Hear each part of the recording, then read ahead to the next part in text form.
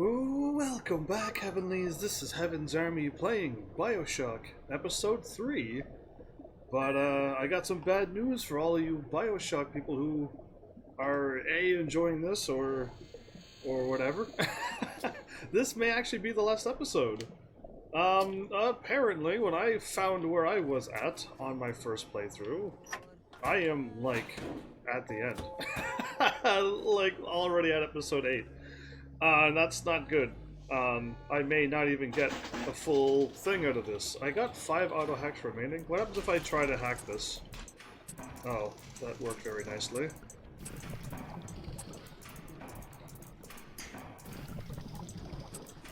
That's nice. I might be able to pull this off. Yeah, I knew it. Okay, I just need another... Oh boy. Up to... It's not gonna work. Oh, I didn't even see these! It's too late now. Oh, I got it! Wow, that was right at the end. Hey, either way, Epic fam, everybody, welcome back. That was a bit dicey. But I actually needed to hack one of these final safes because I was doing a terrible job hacking them. And I don't know, I guess I just wasn't trying. Because really, I can hack them for some reason, I just can't do it when I'm live. Either way, yeah, like, we're really close to being done. God damn it. Swear words right away. Here, not the damn it library. What kind of idiot is Ryan hiring nowadays? This kind of bullshit never happened on the Fontaine. Never happened under Fontaine. Okay, well, how about if I remove all of these? Why do I have that on? I don't know. That was another episode ago. Either way, yeah, I didn't know how far I've made it. Because I assumed that the thing that I thought was going to happen was going to happen in this game. And by the looks of it, it's not. So, this is going to be a very short game, apparently. Oh, the crossbow and stuff, cool. He got himself in behind the trap and stuff, but he still died. Sucks to be him. Anyway, and he had a crossbow with him and couldn't kill the things. Find the pieces of the Big Daddy to go. Well, cool, I'm here to pick up the pieces. Can I not just pick this up? Probably not. Okay, well, let's move on then. I will try my best to take my time. Apparently, I've already taken off 4 hours off of my first playthrough. And not just 4 hours, more than 4 hours, sadly. Fail safe?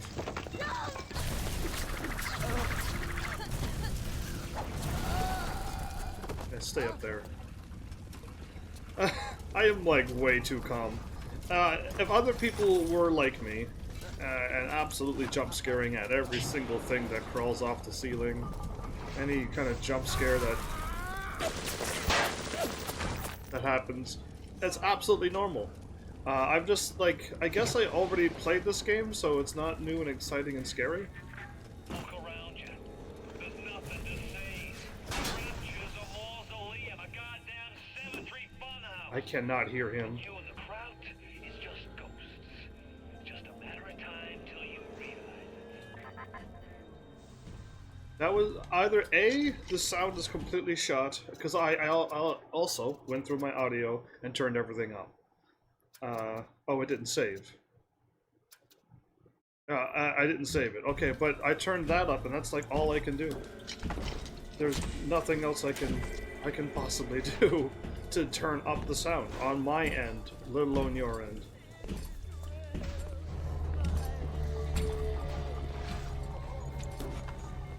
Big grenades, proximity mines.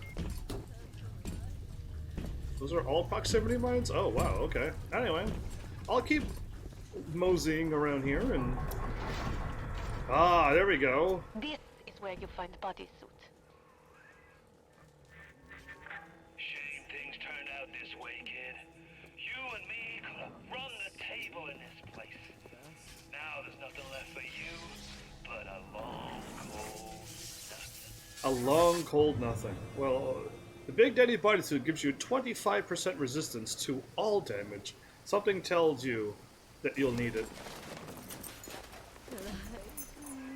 That is good. We will make disgusting Frankenstein out of you yet. There is helmet and We pair will of boots, make it and we will be, how you say, in business. I'm on your trail! Find a better hiding place, monster! She's planning on making me a disgusting Frankenstein.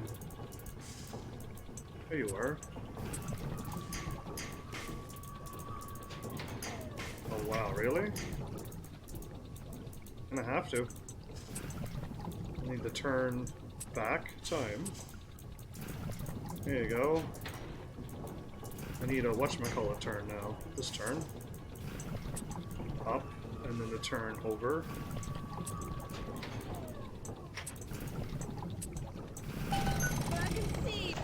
She's coming for me. I know she's to my left.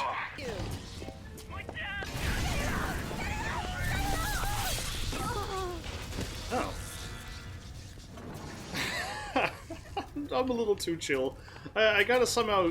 I need to play a game that's gonna really hype me up, I think. And yes, this game really, really should hype you up. This game should be amazing, and things should be happening, and you should be screaming all the time, and... What happened to my other ones that I had last episode? I don't know where I'm going.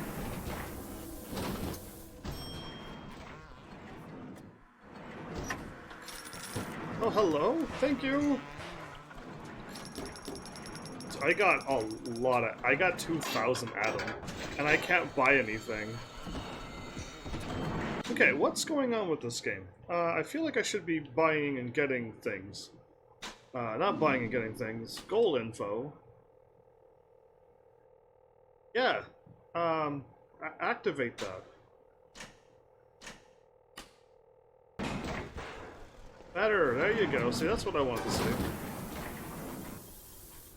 So yeah, with that, with me being very close to this game, and I'm trying to take my time. We'll see how long this goes. Look at all of that. Now, look how easy this is. I'd turn tail if I were you, kid. Ain't nothing here for you but tears. But, did he say tears? I see. Anyway, I'm trying to delete my stuff that I had written down so I know. Isn't this not the room that I was in? No, it's not at all. Okay, cool. I don't want the one that's on the floor, and ones that were picked up, so... Ah, look at you. You look just the same as those. Do I? What things we have done. What things. Now this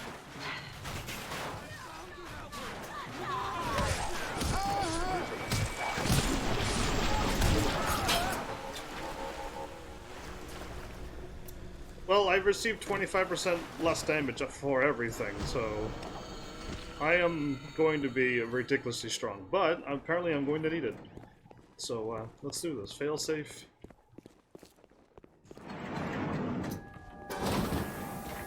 Do I not have the gloves and the suit and the boots and the things?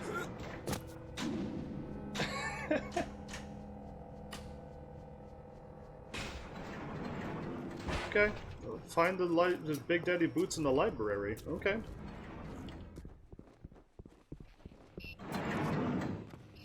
I was here before. Wow, okay.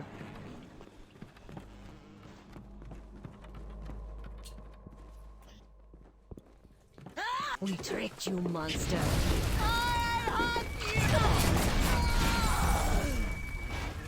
Wow, those things shoot very well. Big Daddy out of you yet, I think. There is only one piece missing. The voice box modification machine in optimized eugenics. And the gloves. Then I would assume the gloves and stuff, but anyway. Where you gonna go? Your life? Your family? They're a fairy tale, kid. No more real than something you read about in the Saturday Evening Post. This guy has no effect on me, right? A motherless freak, whipped up in a half-baked science experiment. Like, Mother Goose really got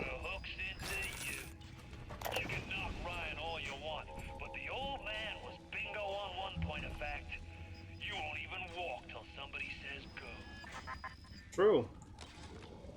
Fontaine is dead. Bad for Fontaine. Good for Suchong. Play hard to get for a bit. Then Mr. Ryan get hungry for me. Tenenbaum gone, Fontaine gone. Suchong only one who know all about little sisters. Uh-huh. Suchong is the only one who Here is where knew? you'll be finding the voice box to have sound like one of those big daddies. Repulsive creatures. That's gonna be, just a bunch of weird flying things buzzing around me.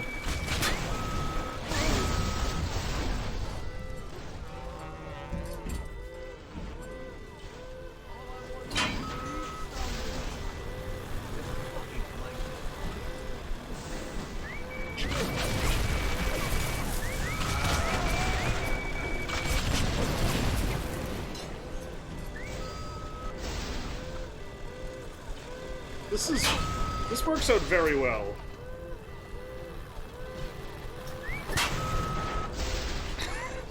This is like the best thing ever. Just getting your old swinging arm all warmed up. You know what I mean? It's like batter's practice.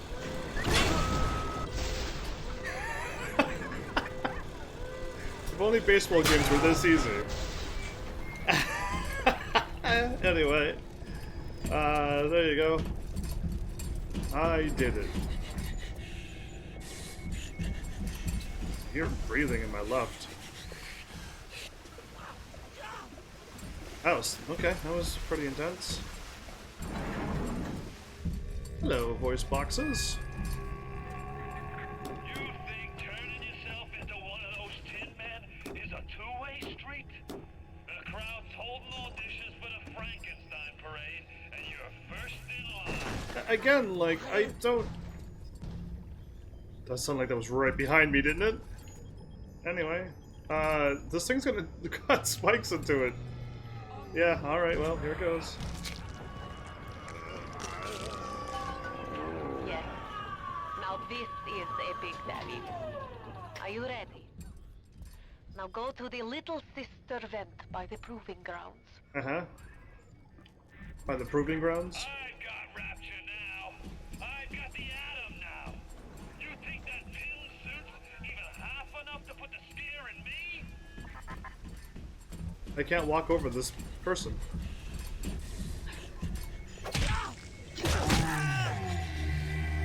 Because they're alive. I couldn't walk over them because they are alive.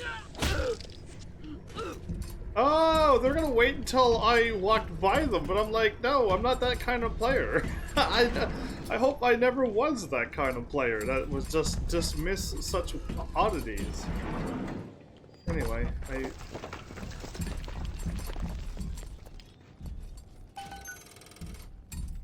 Wait a minute, really? They're not- nobody's attacking me anymore. Ryan sent over extra munitions. He must have suspected trouble. I will lock them up near the protector labs and set the code to 1921.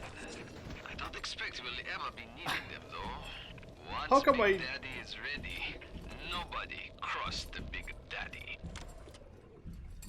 How come I don't remember me not getting attacked by these people? I'm back here again. Look around you, kid. You Yeah? think 2B heroics count for a fig in this pit? You're staring down the puke stain of Ryan's busted dream. You think there's something worth saving down here? Then you deserve to gargle with the rest of these scrubs. Wow. Anyway, he's insane. I've played a game. I'm trying not to announce it because so people are now talking and commenting on this game. It's thrown me off. But in the game they're like, oh, all of this despair and all of this sadness, and I'm like, I'm on the hope side, so I'm not ever going to despair. And I couldn't quite relate with the game's, I don't know, what it was trying to do. So, so it's like, when people are yelling like, you're doomed, you're not gonna make it, all of this stuff, it has no effect on me. But if you were to be like, Hope wins. Good guys win. The power of friendship. Yeah, that affects me because that's what I'm. That's what I care about. I showed you who you are. Nobody never told you nothing but lies. Nobody never told you nothing. That's a triple negative. I think that means. You need to bring them out of hiding, and then they'll let you in the door. Go on, hit the vent with your wrench. I want to know what door they're sending me through. Oh, through that door, like there. Oh, okay. Thump. That was a loud bang. Anyway, I guess it's this door. Can I help you? No, other big daddies picked them up. It would mean very much to me if you will be gentle with the girl. Of course. Why would it be mean to anybody? So yeah. They're not,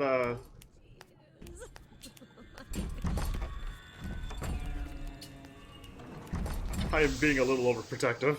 I was like, in the door, look left, look right. I was like, okay, there's nobody there. I heard a voice in my, I was like, no. Anyway, she's got a health bar, so I gotta be careful. You new to BioShock? Envious? No, not at all. Welcome. I see you're on Mixer. No, I've played and beat this game before. I'm replaying it because I had terrible internet when I played these games, and everything was blurry, so I decided to redo them now. But yeah, like, just, no, I've played and beat all of them. 1, 2, and Infinite. It's already been played and beaten on my channel. But, funny how I got all... The little ones will leave you to Fontaine, Hurry, Mr. but B. you must protect I them. can see the angel dancing in the sky. Angels dancing in the sky? I gotta follow her. Up, Mr. B. No time. Up? You don't even remember most of it. But you'll No, I don't remember any of it. I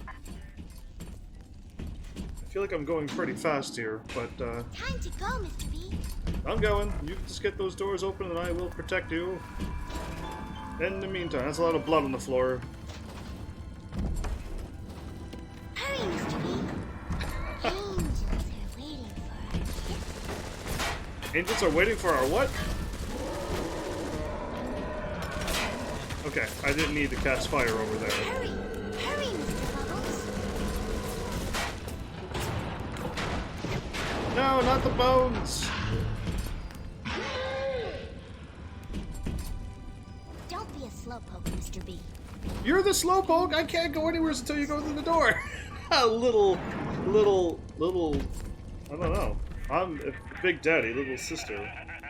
I don't know, a little S doesn't make any sense. You up with that wife and child. Hurry, Mr. Bubbles! Oh, me poor Moira. I me wee baby Patrick. Yeah? You did wind me up a little bit. Hurry, Maybe Mr. one B. day I'll get me a real family. They play well with the suckers.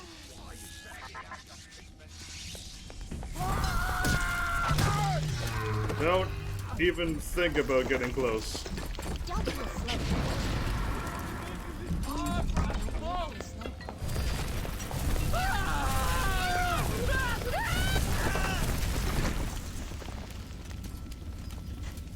Hurry, Mr. B.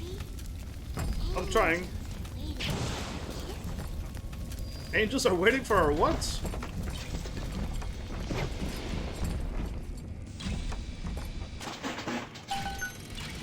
Cool. Time to go, Mr. B. Yeah, I'm waiting for you. Unless I'm supposed to be walking ahead of you. That I would not know. But, Oh, Mr. B. Look at them. Even though they are physically free as they move together, Su Chung's mental conditioning still holds them to their terrible task. For sin such as this, it can never recover. Time to go, Mr. B. so she's taking the atom. I think I gotta stick around and guard, right? By the way, what time is it for you? For me, it's, 11:20 Mr. B. at night? For me, it's 6:19. 20 after 6 for me. Don't be a slowpoke, Mr. B. Angels don't wait for slowpokes. Angels don't wait for slowpokes.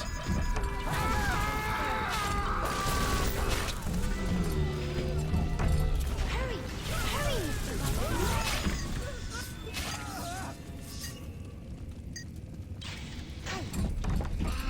I am so glad I hacked this camera. Hurry, Mr. B! I can see dancing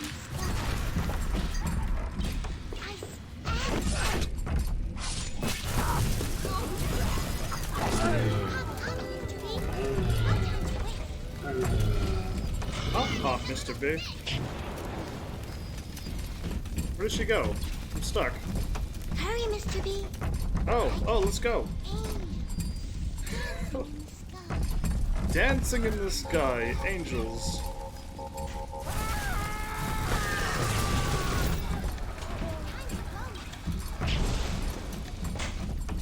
Hack.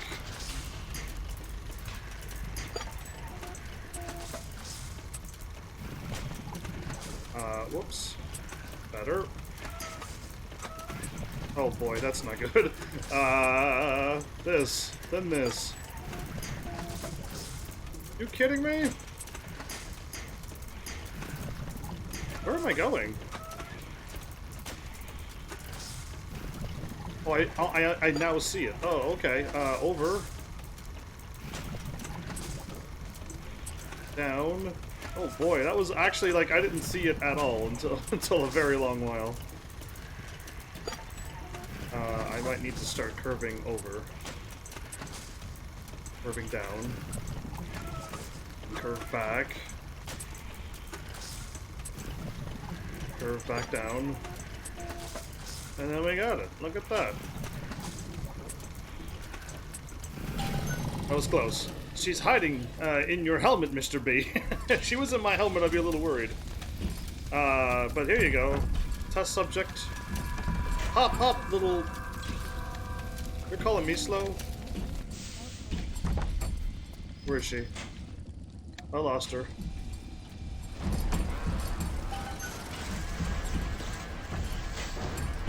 I might have lost her. Hurry,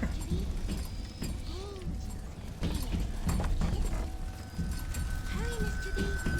I can see angels Oh, dancing in the sky. I'm supposed to, like, escort her over. That's what's going on. Hurry! Hurry, Mr. Bubbles! You... My name is Mr. Heaven's Army, thank you, not Mr. Bubbles. But welcome back, Melis, as well. Hop, hop, Mr. B! No time to waste.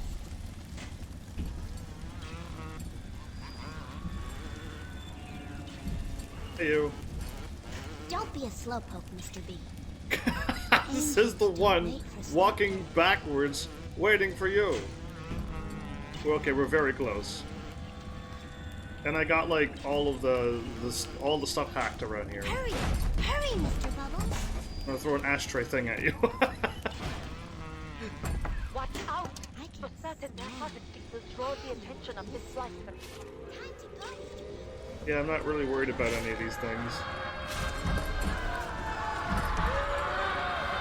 Yeah, I think the Mr. Bubbles suit you better. Well, I think it actually might suit you better.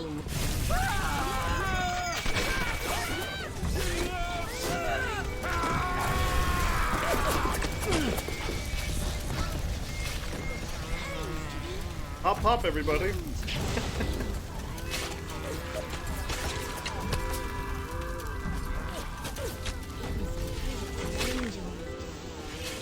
The pretty angel.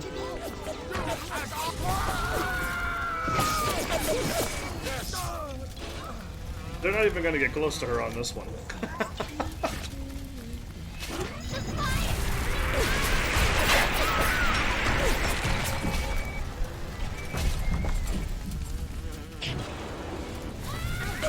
She's already on fire.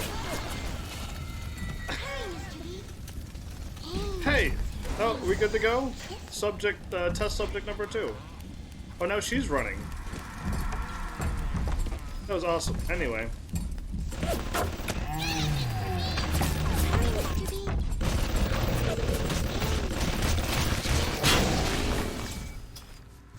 Okay, she didn't get hurt by that. That's awesome.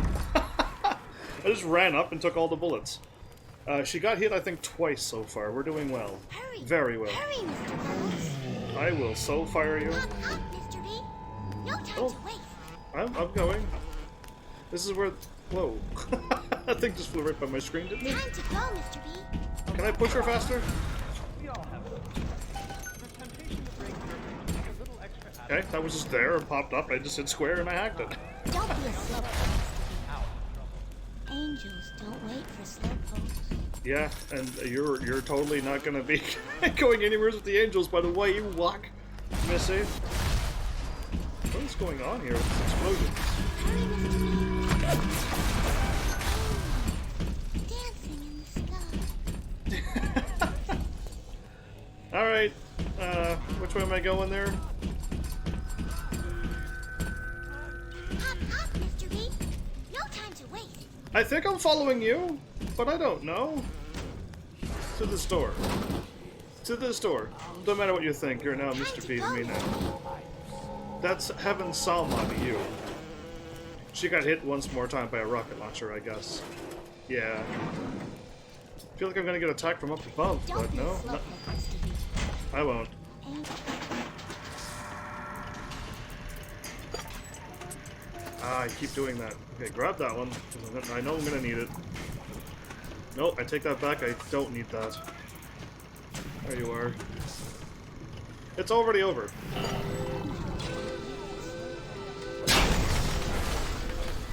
I've already failed it.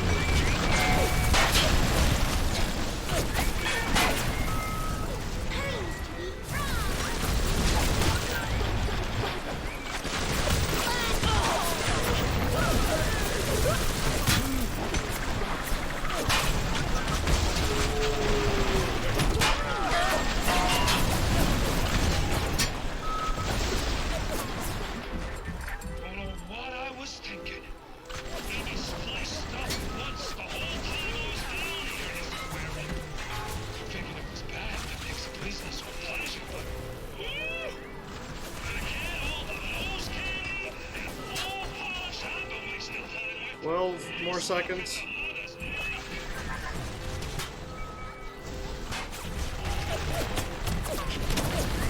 Okay, I should have never tried to hack that system. Alright, let's go. Why do I walk so slow on water? Angels are waiting. Okay, she got hurt because I was an idiot. I don't need to hack any cameras. In fact, I could just break them. But no, I decided to hack and... Time to go.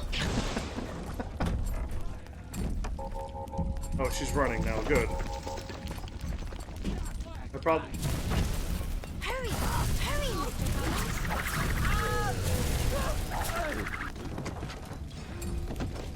Let's go, Slowpoke. Don't be a slowpoke, Mr. B. Oh, yeah, I'm the one. I'm actually stuck. She got me stuck. I'm stuck again. Hurry! Hurry, Mr. Bubbles! Hurry! The harvesting will draw the attention of the splicer. For what? For harvesting?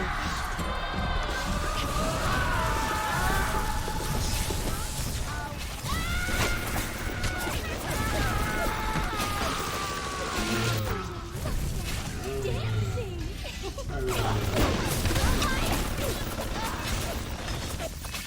It says time to go, but we're not going anywhere, is that right?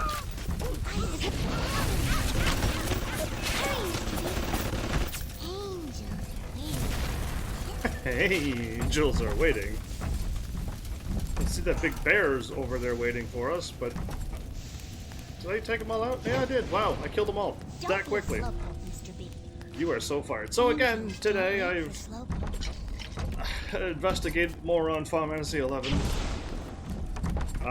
It keeps giving me more and more heart pumps because now I'm starting to find things like I need 3 people to beat some quests.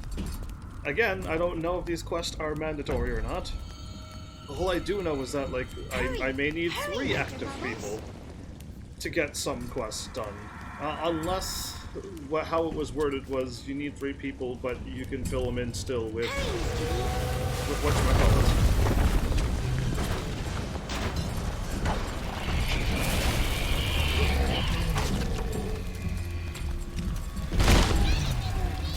I will.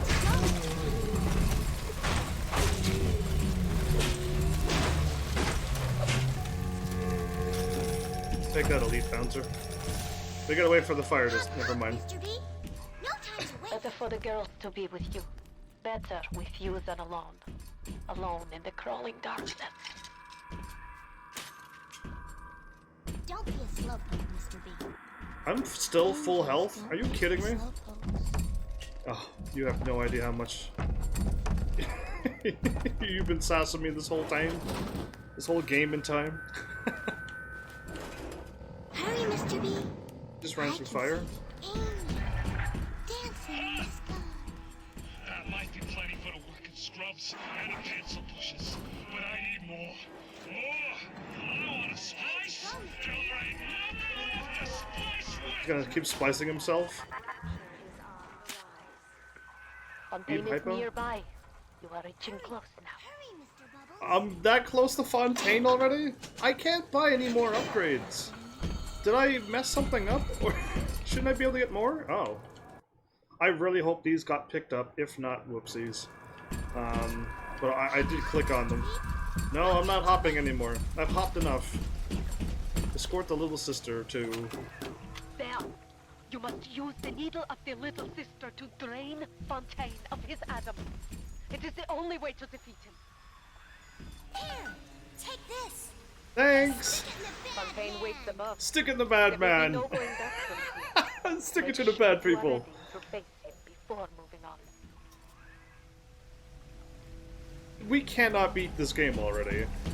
I think I shaved off... By the looks of this... Oh, why is my chat all weird? Oh, there you go. I shaved off 7 hours off of my game, basically. I can see...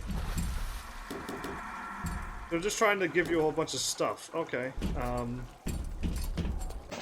I would rather... Not any of that, but this. Circus of Value. You know what? Yeah, no, I'm good. Maximus is back. Welcome back. How are you? Welcome to the end, where Heaven's Army has turned into a Big Daddy.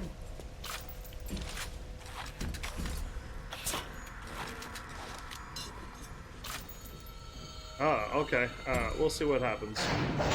I cannot believe I've made it to the end of the game on episode 3. When I counted the hours it took me, it literally added up to 4 episodes.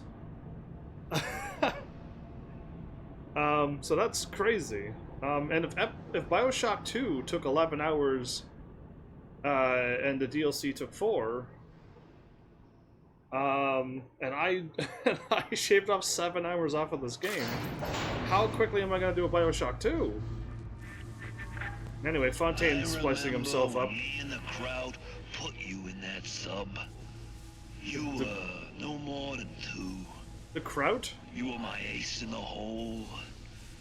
But you were also the closest thing I ever had to a son. Oh, don't give me a And son. that's why this hurts. Betrayal, kid.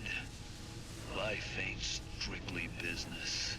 Well, he's all hooked up to that machine, you see that? And you die and I'm sad, and you survive, and you're survive, I'm happy? Well, I'll survive this. Oop, I just drove my knee into the thing again. I keep doing that, I keep moving. I can't help standing still. And let alone when I used to sit down, I used to hit my mic. Now I... Go! Go now! Hit him with the needle! Hit them with the needle. That's what Fontaine looks like? Okay.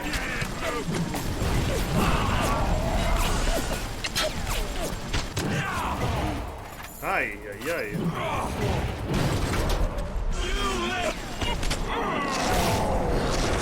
You think you got a shot at this? Yeah, I do. Yeah. You're almost dead, dude. You're already halfway into the grave.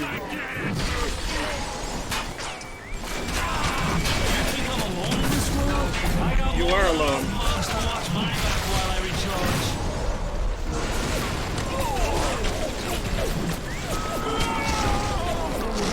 This guy's pretty strong. Catch your breath? He's gonna have to catch his breath already? What a wuss. What a wuss you are, Fontaine. Yikes, that's impressive.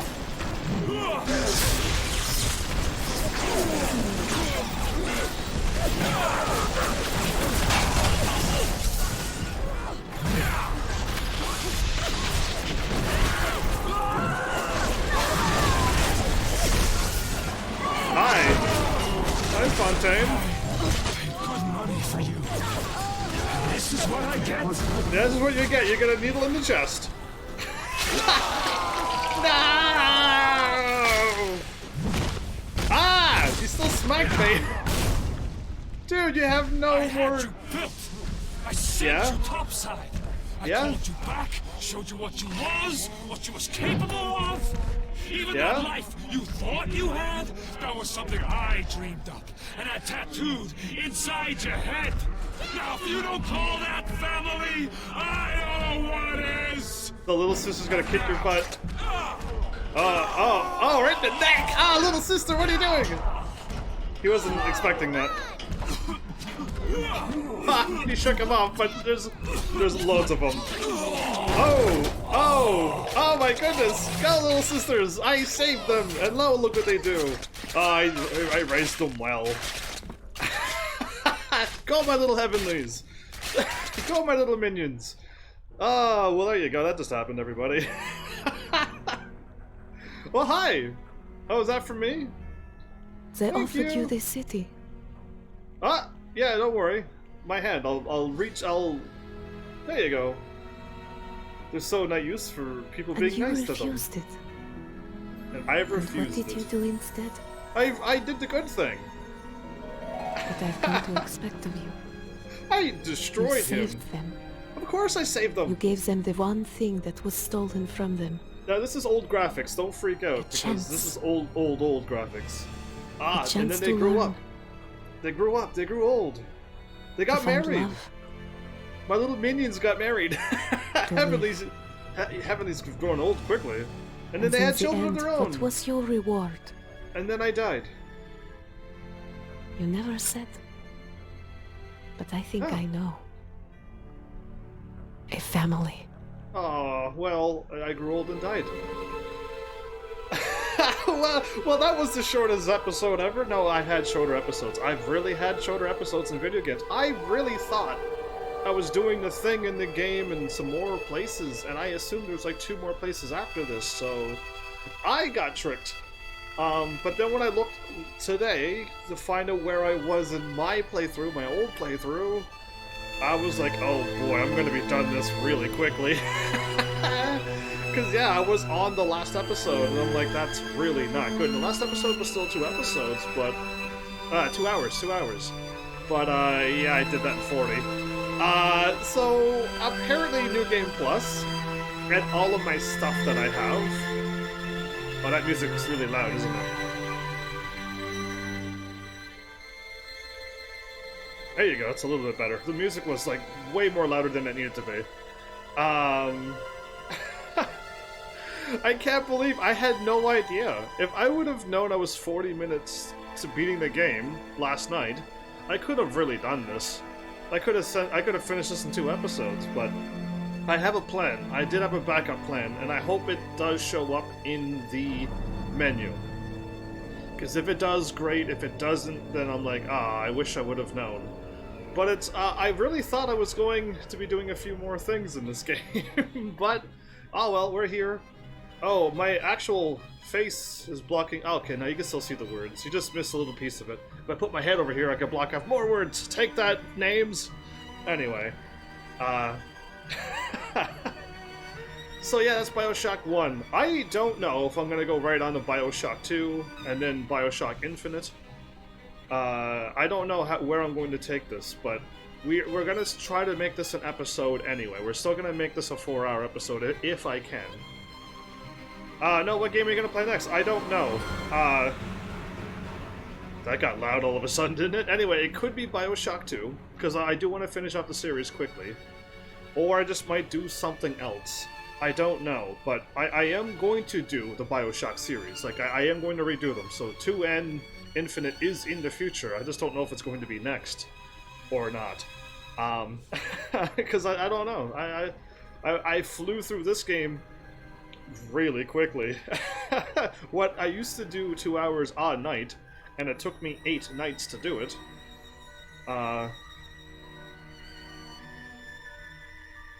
Yeah, it did. 8 or 9 episodes, I think I had of the first game. But yeah, either way, like, I flew through this game, and I actually went back to places and unlocked more of the map, and I freed all the little sisters, and everything, so I don't know what I did this game, unless you got my tweet and you got my joke. Hopefully you got my joke out of that tweet. But yeah, like, who knows? Like, I didn't think it was going to beat this game this quickly. Is this song copyrighted? Because I'm not too sure.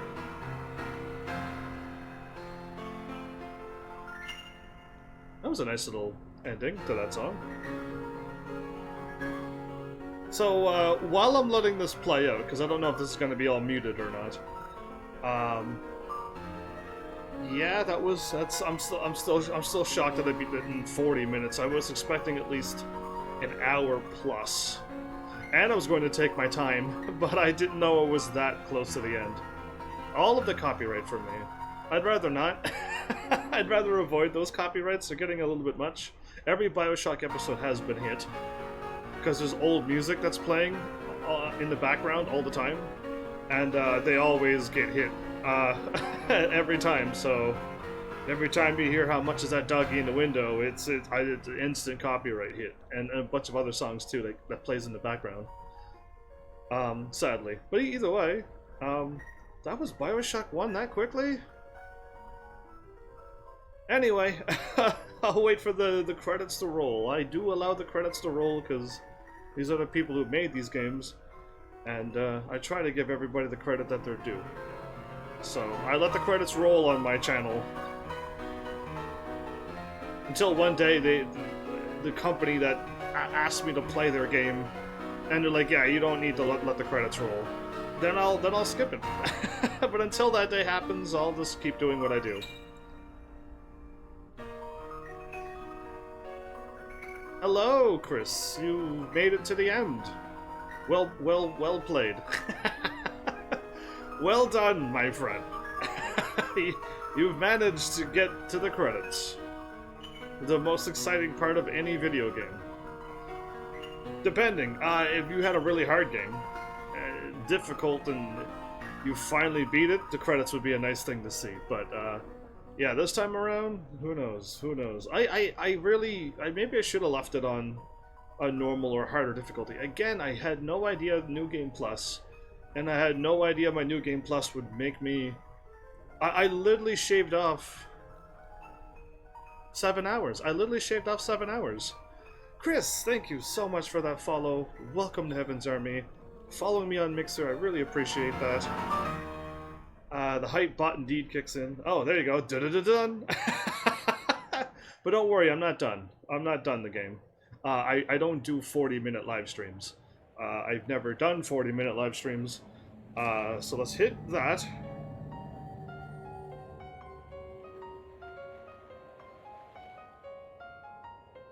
Okay, that's enough of the music.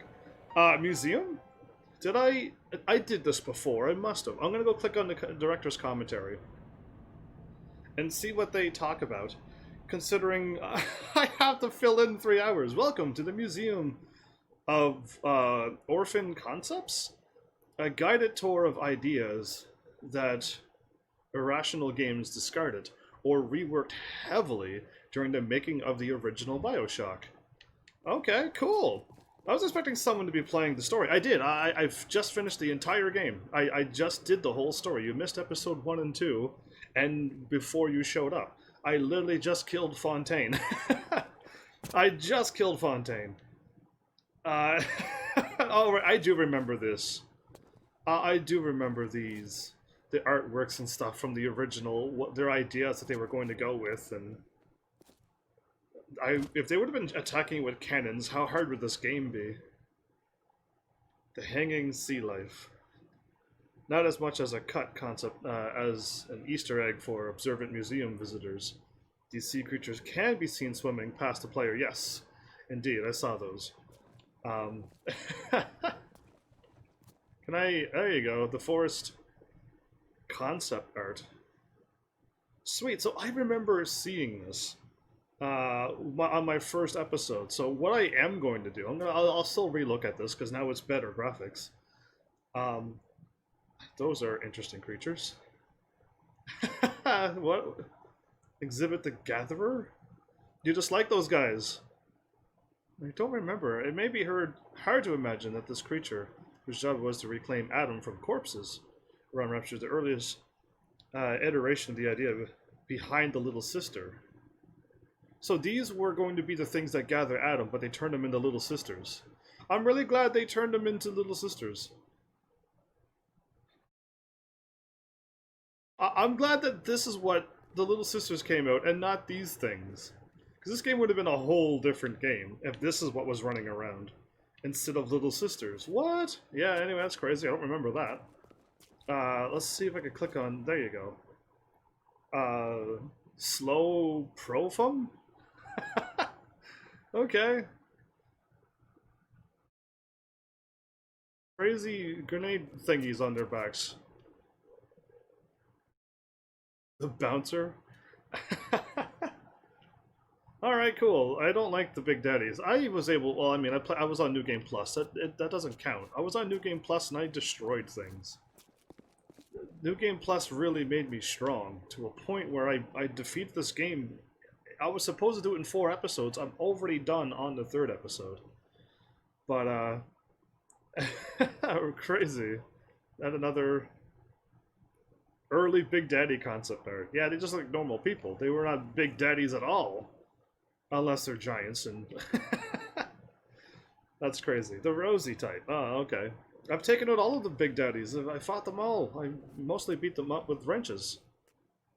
With a shotgun? Originally called Protectors. They were going to be called Protectors. Wow. Anyway, that's crazy, huh? Oh, they got like wildlife coming off of them. What? That would have been crazy too. The game would have been so different if some original concepts were to just come out. Protectors. Be seen around the seafloor, and they had some sea stuff coming off of them, yeah. He doesn't even have an arm. This game would have been really dark and scary if this would have been a thing. So I am playing on the PlayStation 4. The PlayStation 4 got a few extra things. I don't think the original will have this, would it? Because I would be shocked if the original did too, but... What is that? Like, what is this?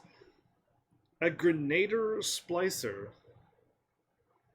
The early Grenader form. I am so glad they did not look like that. You love your shotguns? I used it once. If things were coming at you looking like this in the game, this would be a much scarier game. I didn't run into anybody like that. Crazy. Beautiful artwork though, but yeah, that would be... There are these tiny little people throwing grenades at you. I had no fear over them. Early environmental study. Okay. So usually I read everything off and stuff, but like, yeah, no, I've already read this. I've already read this, and go watch the original BioShock. The one where I had no idea what I was getting into. My first playthrough, and I was all jump scared by everything. There's people floating in the water. It's not good. The bounty. Neptune's bounty, okay. Yeah, but the bodies floating in oceans were cut late because, yeah... The shadows distracted people. No, I assumed that you should have cut that out because it was a little too dark and morbid.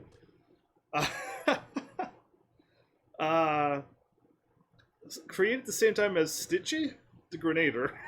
Stitchy the Grenader. Okay, that's... It really... I mean, unless they looked like that, I just kept shooting anything that came my way. And I didn't really have a good look at them. I don't let things get too close, unless I was whacking them with the wrench. But, yeah, I didn't really stop and take a look at them. If that was coming at me, I would shut the game off and kill it. Yeah, that would be a wise choice, Chris. That would be an absolutely brilliant choice. Now, see, that's terrifying. Stitchy! This is Stitchy, everybody! That thing back there and this was created around the same time. Okay, this is what Stitchy would look like. I'm glad they cut him out. There's his intestines is hanging out. Yeah, no way. I would not want to deal with things like this. With a shotgun, too. Waters. Ranged aggressor. Yeah, no. Why? The people who created this game might be a little bit dark. You know, they might be on the dark side of the Force. Where Heaven's Army is completely the other scale. Completely the other side. Hard light side I am. As far past Yoda. Yoda isn't even as far into the light as I am. Early Splicer concept art. His arm is... So, like, people mutate it to, like, disgusting monsters. To a point where it's just like, yeah, alright. I mean, even more so than what I found that the people were not even people when I was fighting them. Okay? If you if you saw that face when you turned the corner, you might turn the game off too. Because that's a pretty looking scary face. Early Splicer concept art as well. A giant grotesque arm on a melee enemy. And he's got a gun strapped to his arm. Yeah, because that's what you normally do with arms and guns, and arms. Anyway, Priamhan? Okay, here you can see us playing around with the atom being mechanically injected. Okay. If you get injected with Adam and people were turning into that, I love your avatar and mixer. Oh, well, thank you. I appreciate that. You not like the adorable cat down there as well? The one that wants you to pet it and feed it? Wait, no, my bot doesn't allow me to do that anymore. I used to be able to do that. Are you hosting me? Thank you! You're hosting me while I'm showing you around the museum. But Maximus, you have a lot of question marks and sad faces. Did I miss chat to a point where you asked a question? Another question mark. Yeah, I answered your question about the game, and then all I've been seeing is question marks and sad faces. If you're typing something, I'm not getting your message. So if you're typing swear words, it's probably blocked on my end. Why is the restream bot say question marks? I don't know, because Maximus is probably swearing, and it's being blocked on my end. You should just stick with doing the 3 of the games. Why? Tell me why. I might get bored if I do BioShock 2 and then BioShock 3. I don't want to bore myself. Early concept depicting Big Daddy bursting through the wall. Does that ever happen? He busted through the wall at the end. Yeah, that happened at the end. Those look like mini submarine things. Sub-bay concept art. Okay, I was right. Well, the way you were doing them, you don't play them long enough to get bored. I might have to put the game in a harder difficulty. This one was kind of easy this time around. I had no idea how easy it was. Because I know these games are usually hard. But I not even once came close to dying. And if I could do New Game Plus on number 2, I might put it on another difficulty. I very well might. Okay, so what am I looking at here? The hanging sea life again. More hanging sea life. I just fell off the thingy. Oh, now I'm... Yeah, who takes the stairs when you can take the handrail? Alright, cool. This is a Weird Creatures. Indeed it is. This is what they scrapped before they made the real game. This was their concept ideas. The Fleet Hall. Okay. Interesting. I love the BioShocks. I played all of them. Me too. I really enjoyed them as well. So far, anyway, it's pretty high age rated for me. These games are a little too high age rated. The swear words are very, very strong in this game. And all the blood and gore and death and stuff, it's a little bit much, but I mean, I heard that BioShock was amazing. And I agree with the people, but I don't think like a young kid should be playing the game. And when I played this game, I was in my early teens-ish, give or take. So yeah, it was, I don't know. The yam hand again. What's with the yam hand? Okay, see, would that grab you? Because that's absolutely terrifying, isn't it? If you got a hood on him? Yeah, no. You no to that. Unless his hand, he just hits you with it, then I'm fine. But if he starts grabbing you, starts reaching for you, now we're getting underwater creature things. Now we're getting underwater creature things. Early creature concepts. There is no creatures in BioShock. They're all people. They're all people who are living there in Neptune. I love all the stuff in it. Yeah, see, I'm not big on swearing and dark stuff and and sad things. I've never been a fan of any of that stuff. But still working on SWAT 4. They were working on a bunch of, but there's no creatures in this game, so that would have been interesting if they would have added some alien-like things, because then this game would just turn into something else. Anyway, I'm glad they focused. I'm glad they kept their focus on the game. So more creature things. Biological experimentation. Which, if they would have had a biolab, then they would have. If they would have added a biolab, they could have added those things into the game as well, and then things would have got what? That's a Big Daddy taking over? No. The early Big Daddy art. So with an organic slug attached to it. They were talking about the slug that attached to the person in one of the things, so this could have also happened. Crazy. And I really pushed to get it in, but but it never made it. So this person really wanted this in, but he just couldn't get it. Ah, that's crazy when you create something and you push for it and it still doesn't get done. The missing link model between the grotesque early designs and the human splicers. Interesting. Oh, okay. They're very, very human-esque there. Still very tall, unless they blew them up so you could see them in larger scale, because that gun is also huge. So I think they just blew up all the models and made them just a little bit bigger than they need to.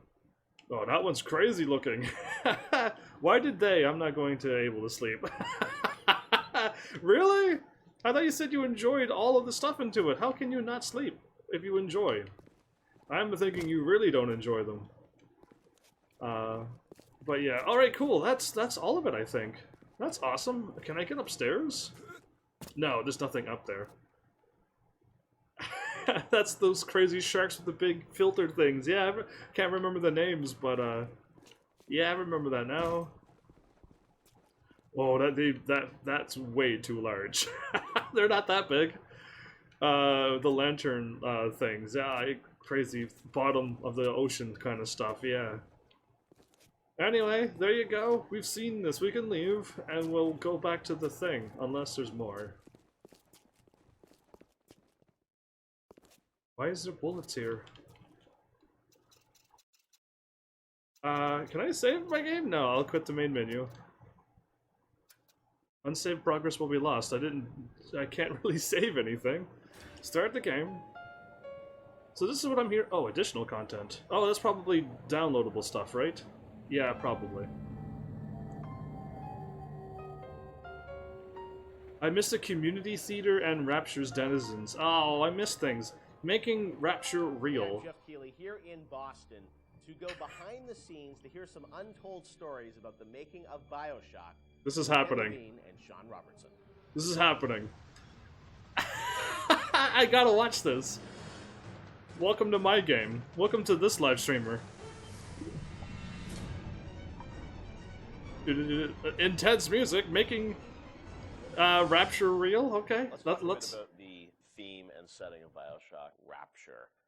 There's a little sister behind them. When they played the game for the first time, they wondered, how did you even dream up this place? You gotta go to a dark place, don't you? Before that, part of the reason you what led you to Rapture was this idea of fully simulating a place.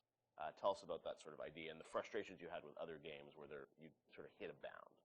I think our philosophy was always to do what we were doing 100% rather than try to do something bigger and do it 50% or 40%.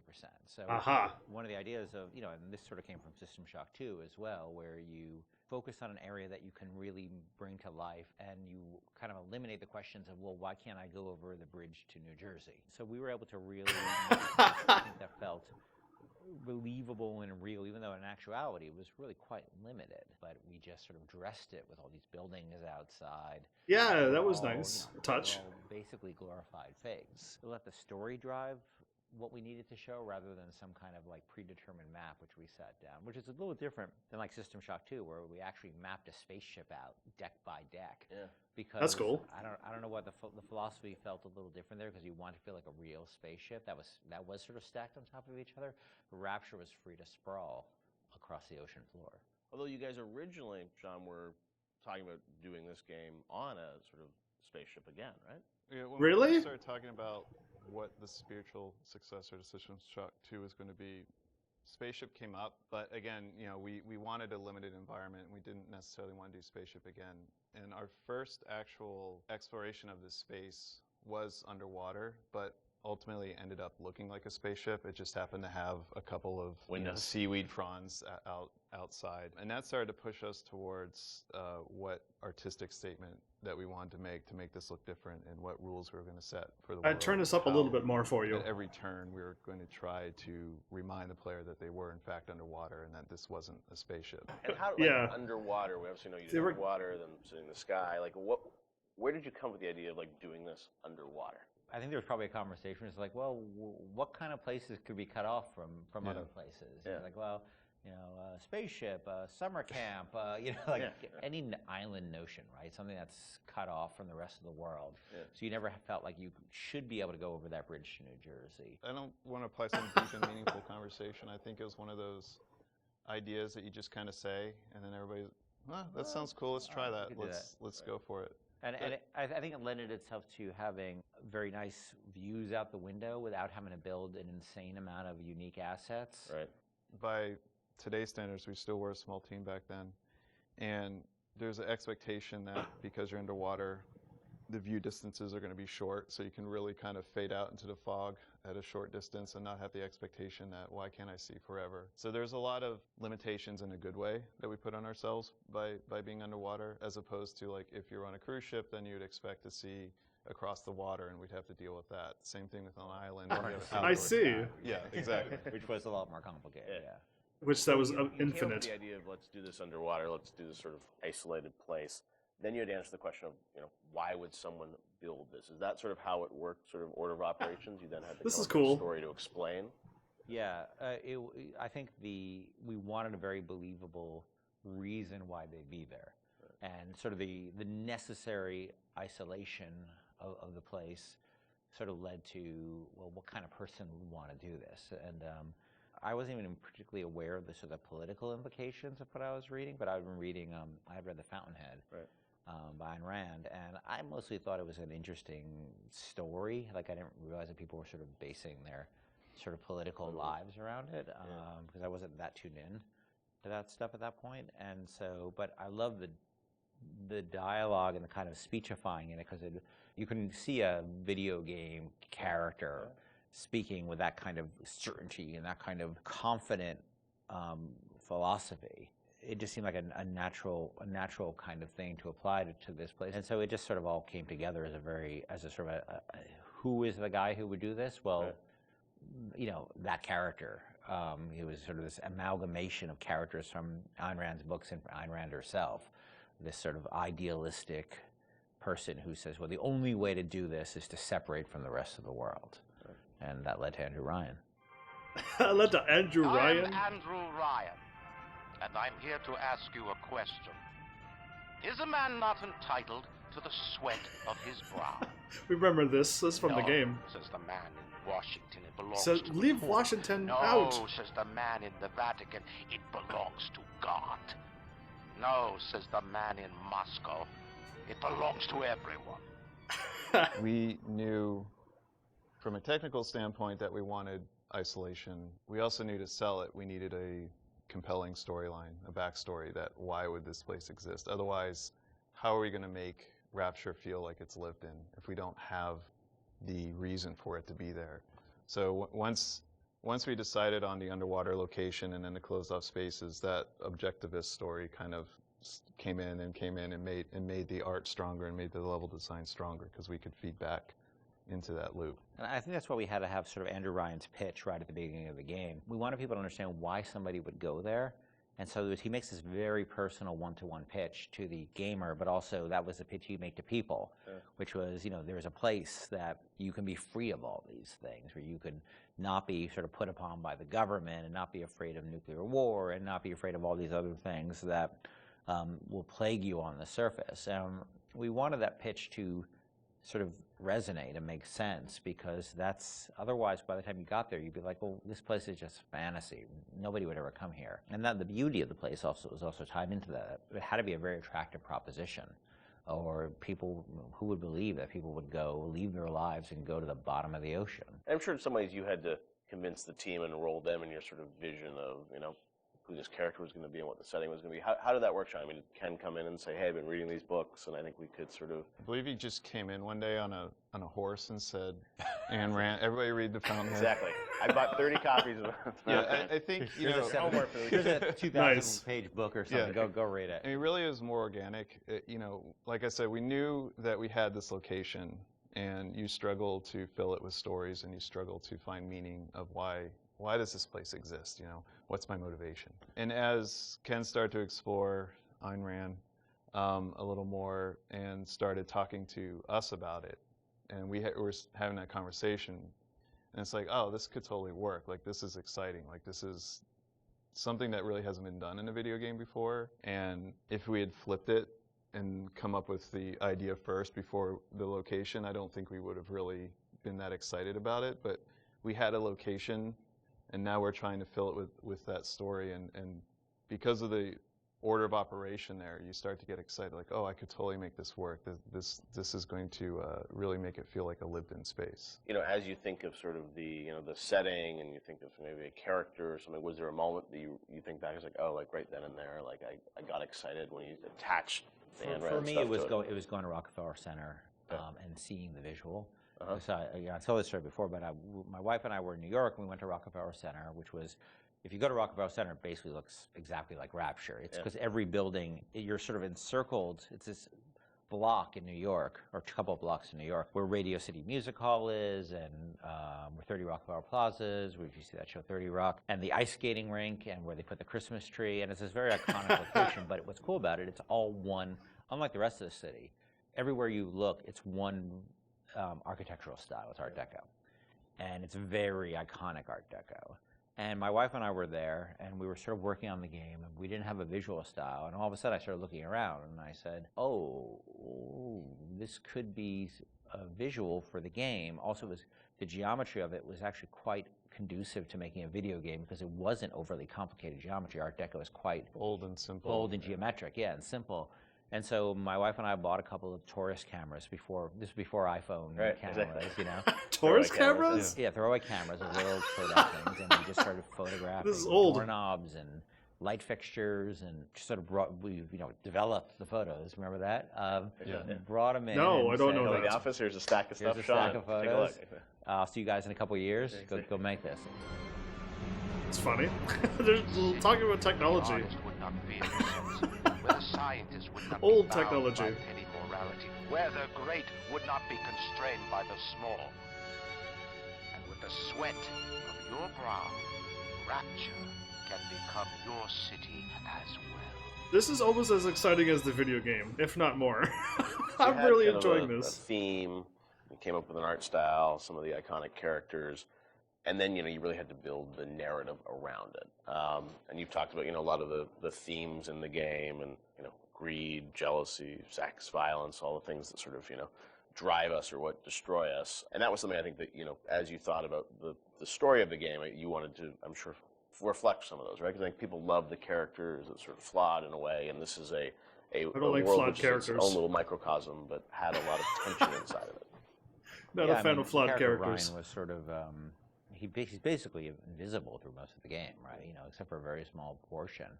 But he's very present because the city is him, right? It's such a representation of him. We never want to cut away to a cutscene where you saw Andrew Ryan, planning and scheming. We wanted him to be very present without actually being present. But once you had Ryan, and once you had his desire to protect this vision of his, you just had to then come up with the characters who'd be arrayed in opposition to him. So we had this character, the Big Daddy, and then eventually the character of Little Sister.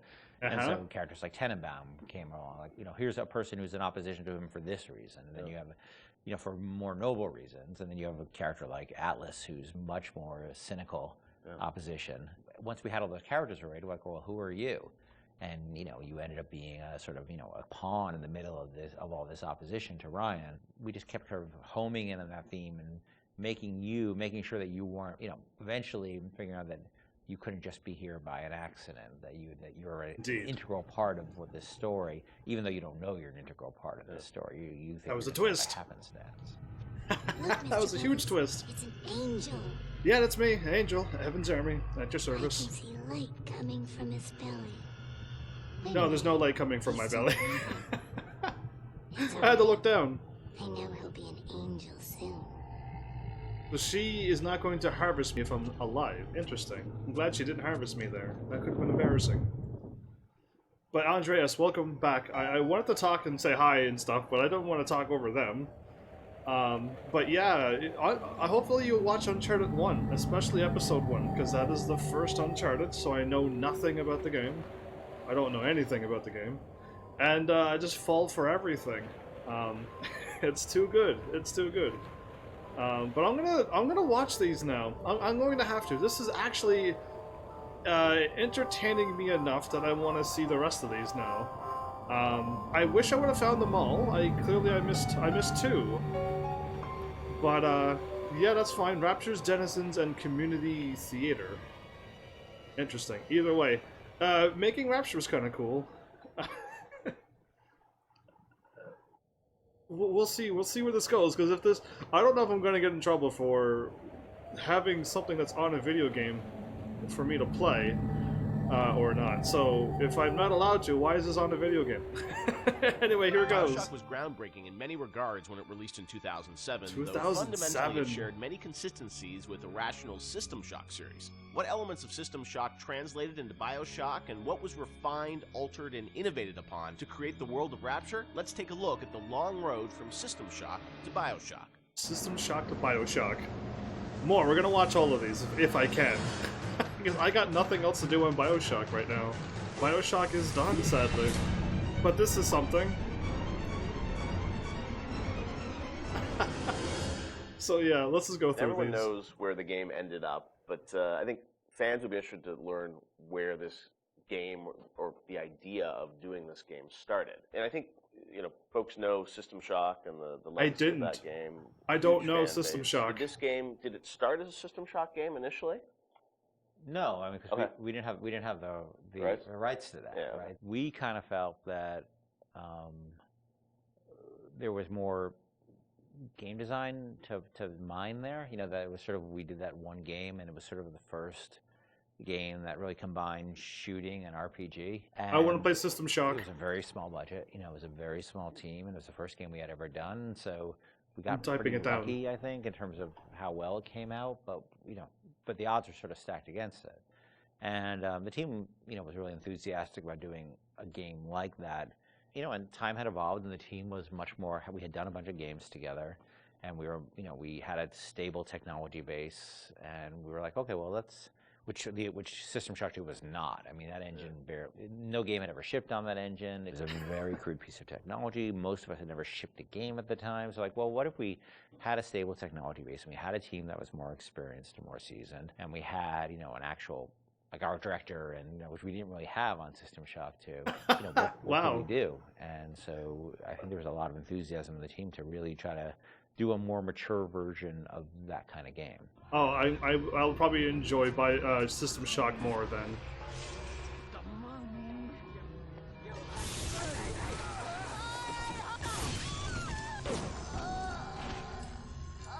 Because System Shock might be my age rated. Take Two, and we were an independent developer, right? We were sitting there, we were using the money we made from other development deals we had, and we would try to scrape together whatever time and money we had to work on this thing.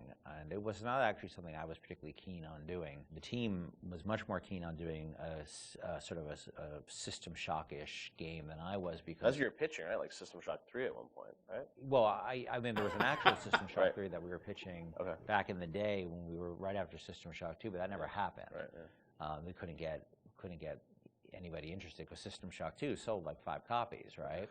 And so as the business Ouch. guy, the guy who had to not only just sort of write the content, but the guy who had to go out and get the deals and pay everybody, I wasn't particularly excited about doing this because it was very disappointing when we did System Shock 2 and nobody bought it. You know, it got great reviews. It got these insane reviews, but it left us in a place where it didn't really move the needle for us in terms of making payroll. So I wasn't super excited about it because I didn't see a publisher be interested in it, and I didn't see the audience actually being particularly interested in this kind of game. And it was really the team who convinced me to invest in this because their enthusiasm. I think a lot of them came to the studio because of System Shock 2.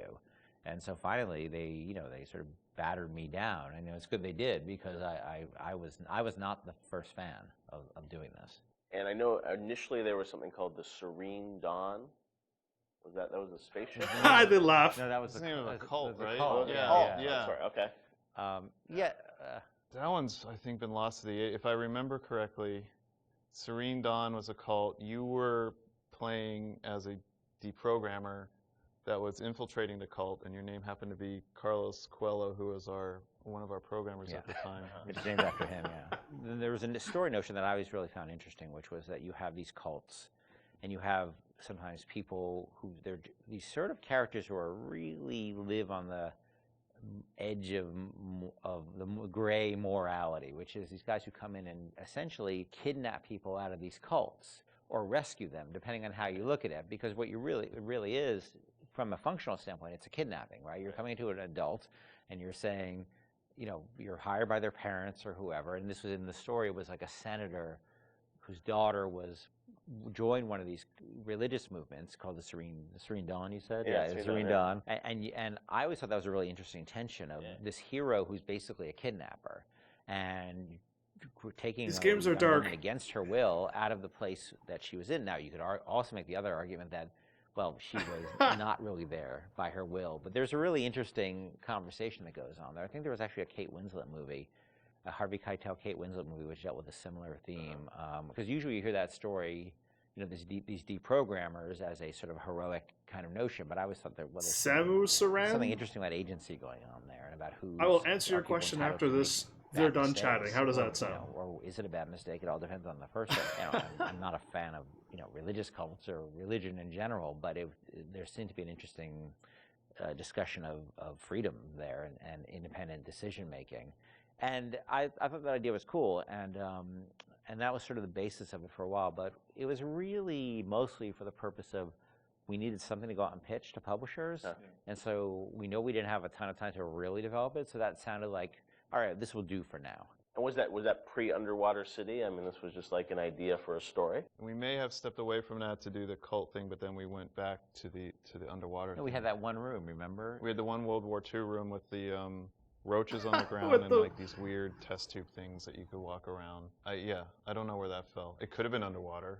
There was no windows. The thing is, we were a small business, right? And we were trying to figure out a way to sell this. It's crazy. But with spending the least amount of money, because we didn't have any money. We don't have a pot to piss in. So we would do this demo. That was one room, basically, just to show.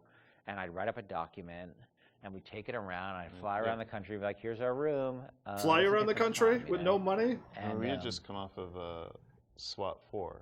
One of the advantages we had is that we were so familiar with that engine at that point that we could really start cranking through, small rooms and lighting and making things look good. So I took it on the road to sell it to somebody, and nobody cared. We'd go to a publisher, and look, they have to make money, right? And then we'd say, oh, it's sort of a spiritual successor to System Shock 2, and they'd be like, well, how did that sell? And I'd be like, my mom likes it, and You're my they'd mom. be like, well, we can't, And usually we'd be talking to a fan. A lot of executives, like sort of junior executives, were fans of System Shock, and they'd go to their boss and they'd be super excited, And their boss would open up, their Excel spreadsheet and be like, no, we can't do this. And I think the pitch probably evolved as we kept trying different permutations trying to sell, but we were also out there trying to sell like 2 or 3 other things at the time. We had a pitch for a game called Monster Island and Monster Island? 5 pitch. SWAT. Zombie SWAT. Yeah, Zombie SWAT? We just come off of SWAT 4, which is like hardcore tactical, and we decided they wanted us to do another SWAT, and we didn't really want to do another hardcore tactical game, so we're like, what if we added zombies to SWAT? Like, this is a SWAT team that fights zombies and werewolves. That sounds awesome. And it was like, no, it doesn't. And this is before, before zombies were a thing. Yeah. And so we came up with this thing called Division 9. Division 9, yeah. That probably would have been sounds familiar. A bigger financial success. I've never played BioShock. Wow. But we couldn't get anybody interested in it. We didn't have enough werewolves in the demo, I think. Not enough werewolves in the demo. Yeah, that's the problem. Werewolves and vampires. That was the oh, really? Yeah, werewolves, vampires, zombies? all the Universal Studios monsters from like. Oh wow. Yeah. So what How happened long was is this? We couldn't sell it, but we were always sort of independent-minded, and so I said, well, what if we sort of did this in reverse? Instead of getting a publisher first and then doing a press tour on it, what if we sort of did the press first? Yeah. And we called up a guy, Andrew Park, who's at GameSpot at the time, who was a fan of System Shock 2 and a great guy. And I said, well, will you come out and look at this thing we're doing and write a story on it? And he's like, sure. And Andrew flew out and we showed him what we had, which is this very What is this 10 bullets 50-50 about an underwater base? And he wrote up an article and sort of featured as like, this is the spiritual. That's the success Little of System Sisters. Shock 2. And the next day, the phone. That's what a little sister would be. From publishers who now saw that the article was getting all this pickup and all these comments, and people were excited. And that really, I think, put it over the top in terms of being able to sell it, even though it was not BioShock at that point. It was called BioShock. That's not at all BioShock. There would have been I don't think there would have been a game. We never would have sold it without Andrew coming out doing that. Yeah, that slug turned into a little sister. Are you kidding me? Unbelievable. Oh, good. Okay, my bad. Do I call you Sam? Or Samus Saran? Because that sounds like Metroid to me. It sounds like Samus. It is Samus Aran. I got it. Never mind. I see Samus Aran, and that is. I was right with thinking that's Metroid. Because I played a few Metroids. Okay, so I'm not going to click on this until I answer this really, really long, hard question. But thank you so much, first of all, for the follow and your patience. My bad. I don't know how long these are. This is my first time clicking on these. But to answer your question, yes, I am absolutely a family-friendly streamer. You will never hear me curse or swear or go down any negative dark road. I am the clean, family-friendly person. Now, that being said, like BioShock, not all my games are perfectly clean and family-friendly. I already played all of my clean, family-friendly games. I am already out of those games. I need either A, really cool people to find me, who can start subscribing and donating for me to get those more Nintendo games and more games like Nintendo that are clean and family friendly, because those are the games that I do enjoy the most. But that being said, when you run out of games to play and you're like, okay, well, I don't know what games the world likes, and you Google what are some great games, BioShock is one of those games that does appear when you Google it. So at the time, when I played this the first time, this is my second time playing this game, I didn't know how much it is, and when games have swearing and stuff, I really don't like it. I am not a fan of that at all. But apparently BioShock is one of those games, and a few other games, that are just really well and that people like, and I don't mind sharing in that experience of people who enjoy these games. Now, that being said, yes, I would still rather play a more family-friendly game over BioShock, yes, but I still understand, or I can at least relate to people who go, you know what, this was a really cool game, and the story's amazing, and I can agree to that. Not everything's perfect in the world, but I will still be your clean, family-friendly person. I just won't be all the time playing clean games. Like I said, I'm already out of my family-friendly games. If you ever stop over on YouTube, you can go and see all my Nintendo games that I played. and all the other family-friendly games that I played. And I've already learned my lesson to never play really, really high age-rated games. This one is pretty high up there, actually, but it's mostly due to swearing and the blood and the violence. It doesn't have the other themes that I personally stay away from. You will never see a game like Catherine or The Witcher on this channel. I will not play those games. And stuff like that. So you're still... you still got a family-friendly channel. You just... I just can't stick with family-friendly 100% of the time. I don't think there's enough games out there, nor do I have them all, to just stick with them only. But if you ever catch me talking, you'll actually understand that I'm very clean and family-friendly. And there won't be any crazy words coming out of my mouth, because I can't even say them. But yeah, that's what's going on. BioShock is just a really, really good one. It's just peaceful and happy and uplifting. Well, great, thank you, Samus. Are you the real Samus? Because I beat like 3 of your games at this point. And if you're the real Samus, my bad for probably getting you to die a few times in lava and stuff. But other than that, like, I would love to play more Metroids. Just thinking of Metroid now and other happy games. I'm very unlucky when it comes to viewers. I have people stop by and seem to enjoy me. But I just don't get that extra thing that makes channels grow. But either way, I am the clean, family-friendly person, and I'll always be that way, and I'm never going to go out of my way to do anything overly high age-rated. I've already done that in the past by accident. I wanted to grow so badly.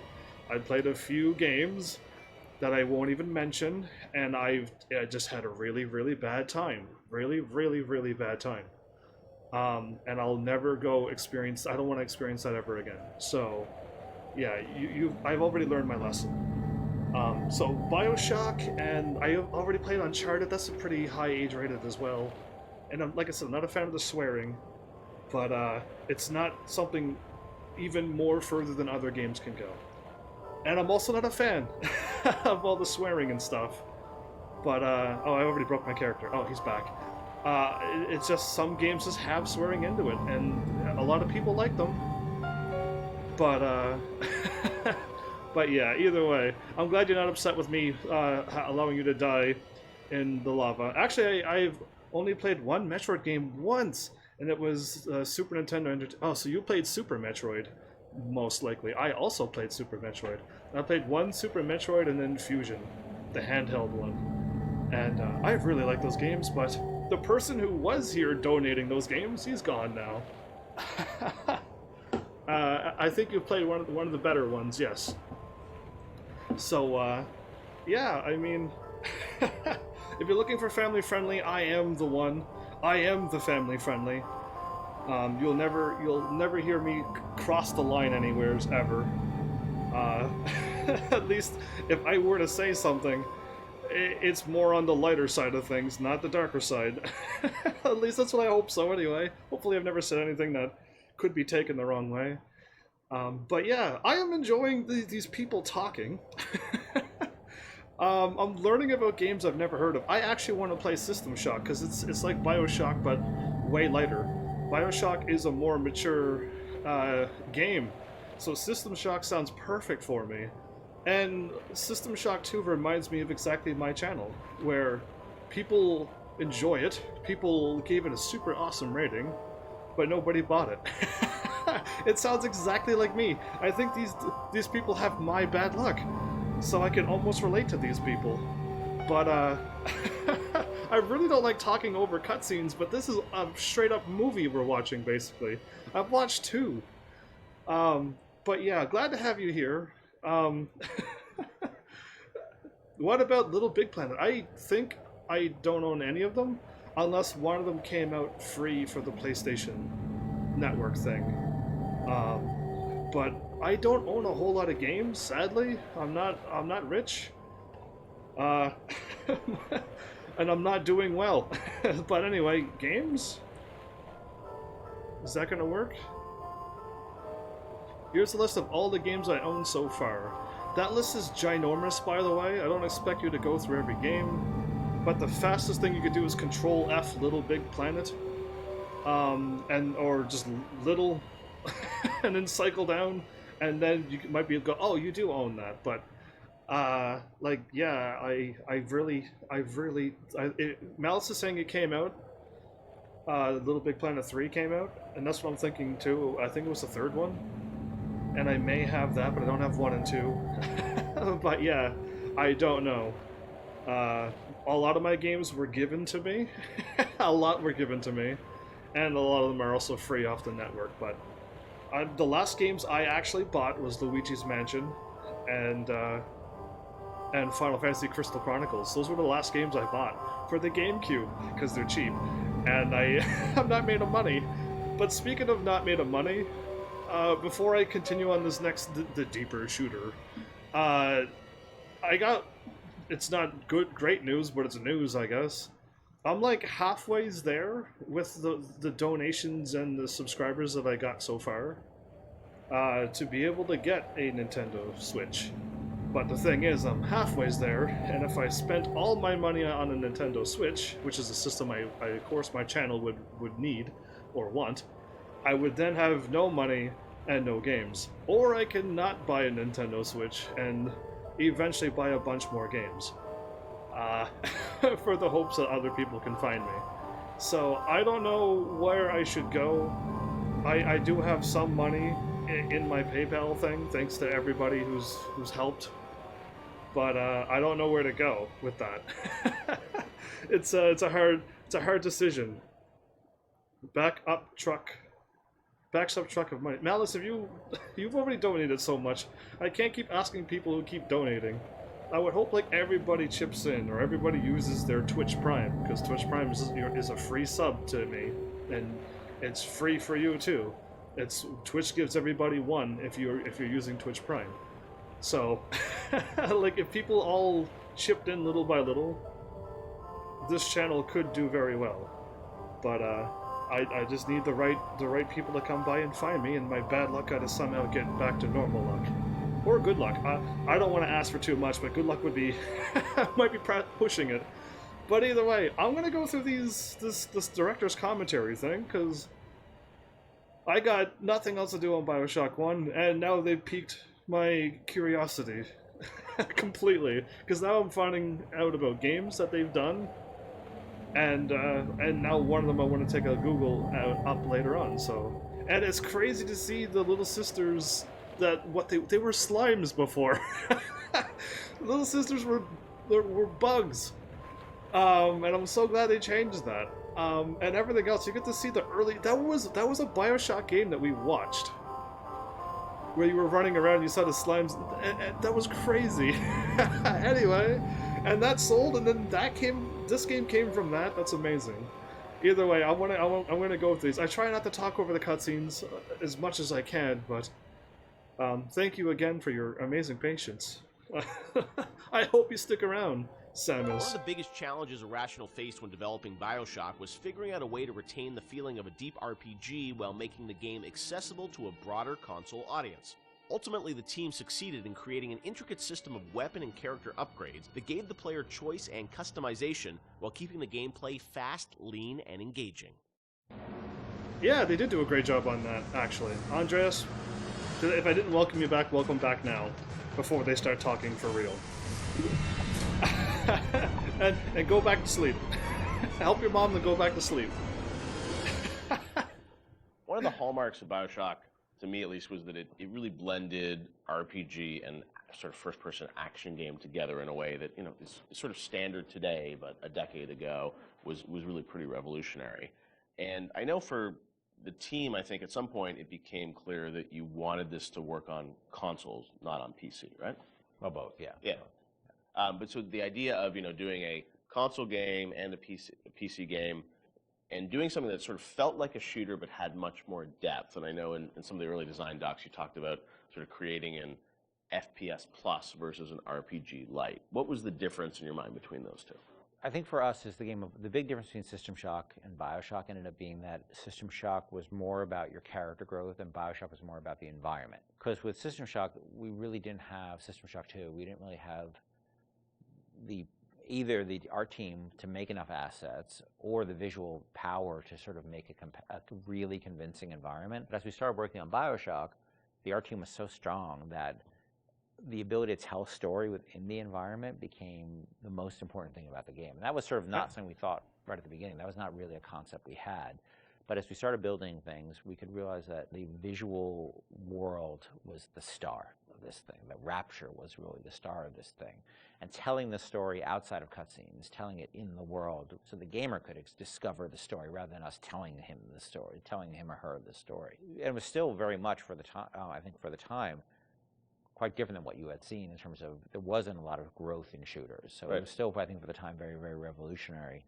But I think System Shock 2 was even more ahead of its time in terms of that growth thing because we defocused a little bit. Primarily, part of it was just figuring out how to do that all on a console controller was very tricky.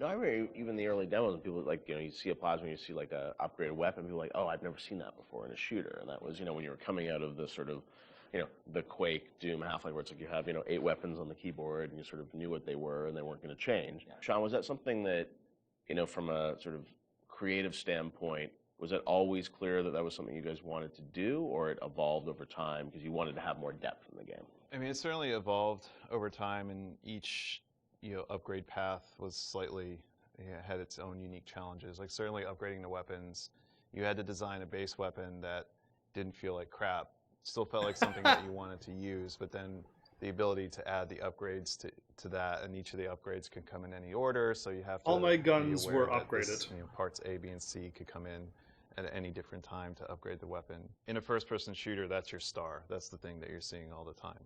When it comes to other things, plasmids, things that are, Tonics. Tonics, yes, sorry. It's been a while. Come on, Sean. I know. Tonics, you forgot about everything? Those It's things been were 10 years for offloaded to them. machines that you would then have to interact with, so you're not carrying the inventory around with you. But each of these decisions on how we're going to upgrade the player, it wasn't like a mouse and keyboard. Okay, we can just use the mouse, and you have all these buttons at your disposal. You could arbitrarily point at a part of the screen really easily, which you could do in System Shock 2. Yeah, so we certainly learned trial by fire when we were trying to adapt these things to the console at the time. Yeah, and like having different From ammo PC to types and console stuff they like that. went? Like, we went through numerous iterations of the interface to make That's it. the old game the right first there. times when we sort of put the interface into play. At It was 206? very obtuse and very tricky Armor to get your piercing? head around, and we just kept working on it and working on it and working on it. They changed the Because we game wanted to so feel like much. second nature, but that was, we spent a lot of time on that. That's better. That's what the game really looks like now.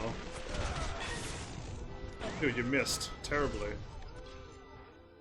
You're What standing in motivated the idea of camera. having so much choice in the way you could sort of play through this game? What was You it had to no choice. give the player a better sense of authorship over the experience, or what was driving that?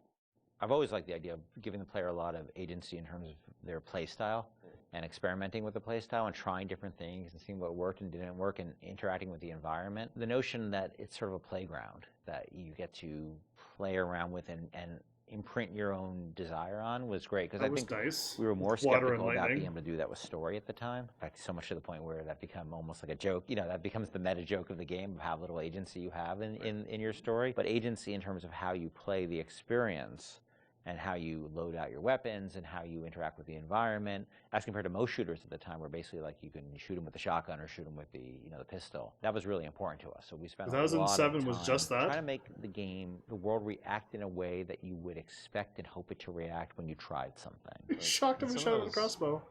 System, or decisions we made about systems fed back into the narrative, like locking Adam behind Big Daddy and the little sister. Like you can't get Adam unless you deal with the Big Daddy, which then becomes a roving boss fight, which then becomes another system. That was a roving boss fight? I don't know if we planned that from the start, or was one of those happy, serendipity, like, oh, this decision that we made about putting Adam behind the Big Daddy totally works because now we have a different type of boss fight that you hadn't really seen in other games. Actually, it was bad. It was the other way because what happened was originally there was no concept of Adam, and Big Daddy just had money and other treasure on them, like every other splicer. Yeah.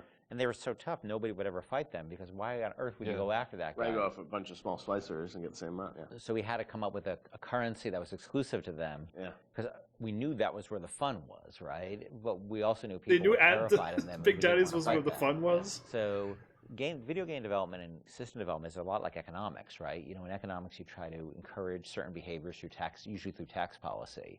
You know, well, you want business growth, so you lower taxes on certain segments of the business economy, or you want to encourage, you know, people to move into this area, so you make incentives to move in here. We had to make an incentive for players to fight the Big Daddy, and Adam became that incentive. And then once you had this Adam, then you had a new piece of narrative, which they could then incorporate back into the story. I don't taste the Adam fucking drink. Stay away from her, or it is you who will be shot next. Wow, I'm not going to do anything. Just looking for a wee bit of Adam. Just enough to get A wee bit of Adam. Don't have him hurt my little ones. Talk a bit about the plasmids and the vending machines and that sort of whole approach to, I guess, what is kind of a tech tree, but, you know, and coming from PC games, you know, used to strategy games and whatnot with very complicated ways of how you would upgrade things. I thought you guys did you had a really interesting approach to how you made it very accessible to a console audience. How did that evolve? Did you know? I'm surprised they went from PC to console. We had vending machines in System Shock 2, so we were sort of lifting that, and I always thought that was a fun, it was a fun notion because it's a affordance that people already understand. You know, they see a vending machine, they know immediately, oh, that's where I buy stuff, right? Yeah. And you also then have to have a shopkeep. When we talked about wanting to make things, put limitations on ourselves so things felt fully believable. Yeah. If we had a shopkeeper sitting there, you can't shoot him. He sits there, he doesn't say anything. Right. And all of a sudden he feels fake. Where a vending machine, the Circus of Values machine, can feel 100% authentic. Right. You know, despite the fact that it's selling like ammo and stuff like that, you know, which is, But in an objectivist society where you don't have rules and regulations on that type of thing, it feeds back into the narrative. But you don't then break the fiction at all by having these characters who sort of don't really live and breathe in the world. So the vending machine removed all the people. Important part of that, but we still want to give them character, and hence and so that clown image came from a piece of that image is actually from like a fruit container or something from like the 1940s. Okay. And so we had a book of like royalty-free images, and I saw that image, and I'm like, let's put that clown on, and we'll call it Circus of Values, and then we wrote some lines for it, decided he'd be this sort of asshole clown, and then mean clown is what he meant. In the world to play that part. That was me. My biggest advantage is I didn't cost anything. I didn't know you were really. I was the clown. It was that voice. I hear it in my head every day. My wife hates that voice. She hates that voice. That was his voice. Welcome to the Circus of Values. She does not allow me to do that, so I do it outside of the house. That did not sound but at all it allowed us to. It allowed us to have something that felt very rich and very real, while being very limited at the same time. That's what it sounds like. And also, you know, that did not sound like him. Videos and how you I think their mics in this room are terrible to sort of explain for this talking thing. Again, I think those came on pretty late too because we were developing all these systems, and you make the assumptions because you're dealing with them every day that the player who gets this game is going to understand what these systems are. And we always joke that you can't ship a developer with a game, or you can't expect somebody to have a README file for all of these things. Nobody's understanding what these plasmids are or how to use them. How do we present these to the audience in such a way that they're going to understand what it is fictionally and what it is functionally? Those Rob Waters did those bees did nothing. Animations on those, and we sit down and we write out like a little 30-second commercial of what this thing is. And again, because going back to the narrative, this is what would happen in Rapture. People are trying to sell these things, so they would come up with commercials to explain why you need this. Using that as your framework, you can then come up with all of these little gags that people will remember that have a little personality to them. But I think ultimately, in the end, weren't that expensive to create because they're cheap. I think one of the most important things about it is we sent we didn't want them to be long, and we didn't have a lot of budget for the arts. We have like a couple frames of animation in them essentially, and so we had to figure out how do we message how this thing works in like that, and that's what marketing is, right? You know, it's how do you message how something works, and marketing and tutorializing are very similar things, right? You're trying to get a message across in a very brief period of time in a very snappy fashion, and I think that one of the things that I always felt about games is that tutorials are sort of death, and because they're usually like, you know, you go into a scene and there's like a shooting range or something like that, and narratively they never really make sense either, and they're so boring, and so we always try to put a big burden on ourselves. They're so boring. How do we train people while not letting them know they're being trained? And brevity is really important to that. So we had a bunch of art constraints on that, which also led to a bunch of writing constraints, and so those things were like, I don't even know if they were 30 seconds. Yeah, they were like really short. Yeah, like 15 seconds long. We had to explain a whole plasmid in that period of time, and I think that was a good exercise because it also made the game, it forced us to be concise and to really explain what this thing was like that. Throw objects at foes. You can even catch grenades and throw them back. I like how he points. Anyway, yeah, you can do that. I did do that. Oh, way to shoot somebody when they're down and then explode them after. Oh, Malice, are you insane? Anyway, you said there's new games out, and I'm like, are they any good? No, I'm typing in chat what you wrote in chat, and I'm talking about what's happening in my game. So I am sticking with what you type in chat, I type, and what I say is happening in game. I've got myself split so that everybody knows what I'm focused on.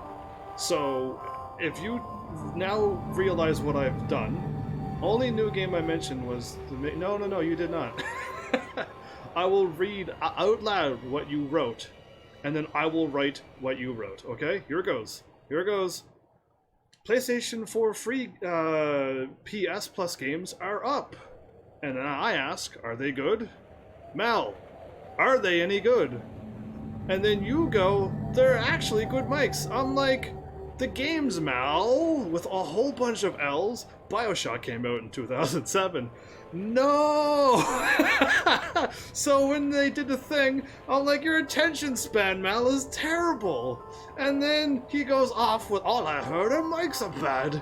And I'm like, the only new game I mentioned was System Shock 3.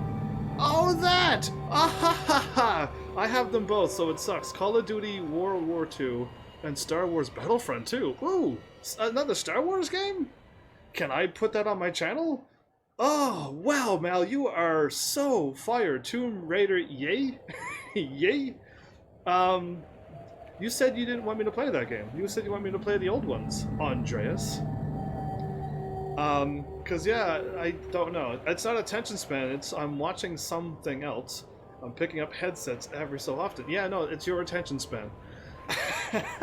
Because I didn't like say something and then type something and then talk about something else. I was super focused on only commenting what's happening on the screen and only typing what's happening in chat. So HEAVENSARMY was doing the correct thing. You're not reading the chat, lol. Well, that's too bad because that's where you are. So, and I even typed it out for you nicely, like, you know, the games, Mel. No, not the mics. Forget the mics. The games that you said. You just mentioned it. Now I want to know if these games are any good, Mal. And you were totally off you were on another planet at this point. And I'm just like, oh. If I can get a headache from somebody, I think you could possibly give me one. You're on you're on some other planet that's not this one. Anyway, I'm so glad we finally got that answer, everybody. Here on live chat, you can read this as it all goes down. Anyway, yeah, so Andres doesn't want me to play the newest ones. He wants me to play the older ones. We've already established this. And, I don't know. Star Wars Battlefront 2? I would rather play Star Wars Battlefront 1. And Call of Duty's going to be those ones that... Oh, they're all shooters. Old Tomb Raider tank controls, lol. I don't know what tank controls are, but I can drive a tank, so it doesn't matter. You love adventure thing-y. Well, this was an adventure, RPG, and shooter. Hopefully you enjoyed BioShock. It was pretty dark and sweary. Battlefront 1 has no campaign. Star Wars Battlefront 1 has no story, campaign, or nothing? Oh, did I play that one before? Was that the one with the Star Wars... not Star Wars, clearly it's Star Wars. Is that the one with... You just ran around and you kept shooting people over and over in a little arena? And it got really boring very quickly. And I played like one episode of it, but my computer couldn't handle the game, the PC game. Is that it? Is that the one that I might have played one episode of? Because it was just like only a shooter? And it had Star Wars themes, but nothing else? Because I might have played it now. But yeah, if there's some story to Star Wars stuff, I should play that. Anyway, let's get to creative process. Thanks, everybody. You can only play some tabs that's family friendly. You can only play some tabs. I don't know. You mean tabs as in... This is probably a PC game. Well, I'm playing on PlayStation 4. No tabs on PS4. If you can play some tabs, it's family friendly. Tales of... No, tabs. See, I'm reading tabs as in, like, another window tab, and then I could have Google Translate on. That's what a tab is. Anyway, thanks everybody for the 100 messages tonight. I appreciate when you all chat so much. It makes my day. Nailing the perfect marriage of story to gameplay is a science that many That's not my developers still family. struggle with today. BioShock has left an indelible mark on gaming narrative that can be seen and felt in many modern releases, but Irrational's motto remained from the beginning, don't start with the story, start with the gameplay. Don't start with the story, start with the gameplay. Oh, that's where I went wrong with my anime. It's not really an anime. It could be turned into a video game. With my thing that I created. It's on Xbox One and PC. No! Process you go and through PlayStation in writing the story 4. and the design for a game like BioShock. You've talked about how it evolves over time and what eventually ships is very different than your initial vision. Do you guys write like a script or a design document for the game and that becomes sort of the Bible that everyone drives towards, or do you iterate much more? It's different for every game. Like System Shock 2, I went back to it recently. I wrote a design document, and like we started that project in September, and the design document I saw was dated like October or something. So like in a month, like I wrote the design document, and it didn't change. A lot of it, got expanded upon, but the basic design really didn't change on that. Where on BioShock, I think it evolved in real time much more. Like we had a pretty substantial design shift, like a year before the ship date. For BioShock? BioShock, yeah. It got to be much more about the experience of being in Rapture than about being in your character sheet. And so the game evolved more towards that experiential kind of thing and making sure every idea was expressed in the world as well as just on your character sheet. So before you'd have a lot of things like, oh, I'm doing fire damage or electrical damage, but that was sort of a number flying off ahead versus, the whole notion of like, there's barrels and you light them on fire and then you can pick them up and throw them. But you'd have stats coming off characters and all that stuff? Much more so. Oh, really? And that evolved, sort of, we did a design shift, but I don't know how well that got documented. I think we were moving so fast that we were just sort of changing things, laying down the tracks as we went right ahead of us. And the same with the screenplay, the screenplay there is no screenplay. It's a bunch of probably Excel files and fragments of Word documents that I'd write and I'd go to recording sessions and I'd rewrite on the fly once I hear the actor perform, because once the actor takes on it, you listen to their voice and you say, what you wrote doesn't really matter. Like, what is the right thing for this actor playing this role to be saying? So I tend to do a lot of rewriting in the session, and then like you have a bug late at night where somebody says, oh, this doesn't make any sense, and you're like, oh God, and you have to write a new audio log and try to get the actor back in, or you figure out what's the best way to get this idea across? Yeah. And is it an audio log? Is it a poster on the wall? Is it a piece of text that pops up on the screen? And that's always depending on how much time you have and what actor availability is. So, the plans sort of fall apart. I think we've worked on that a bunch since on the new project we're working on, where we are trying to document things a lot better and keep things a lot more logical, but the train was running so fast on BioShock that we just sort of... early on, we got the Andrew Ryan scene in, like we'd said before, and that was kind of like the keystone. Like, we're going to put a lot of work into this, so this can't change.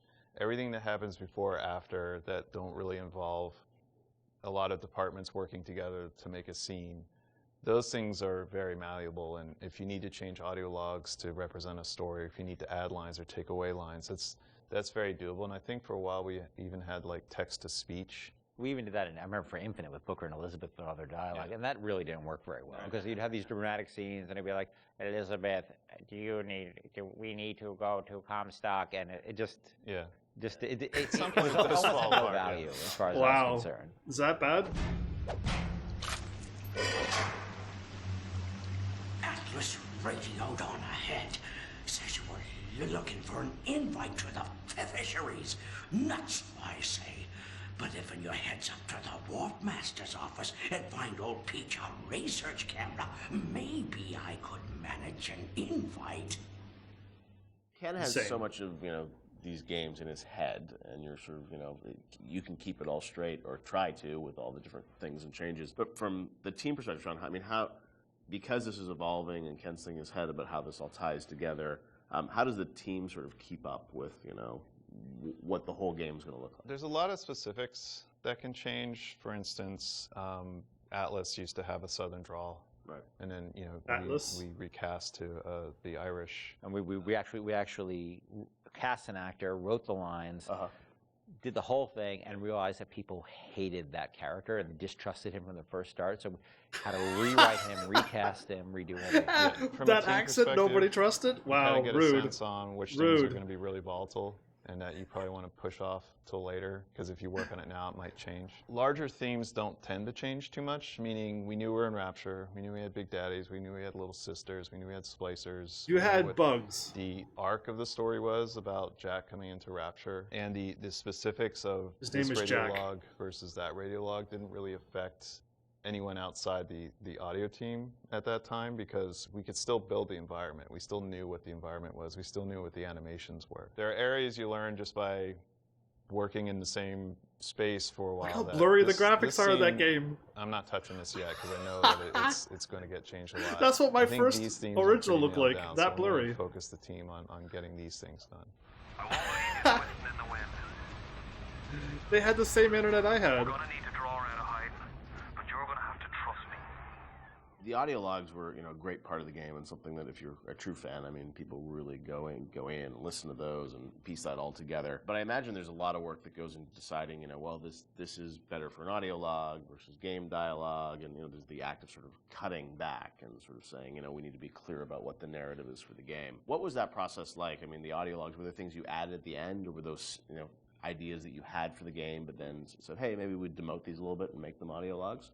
As Sean was saying, there's sort of a hierarchy of expense that you have to face, and so any ideas you have to get across, especially as you start playing the game, you realize, well, this doesn't make sense, that doesn't make sense. You have to figure out how you can introduce that idea.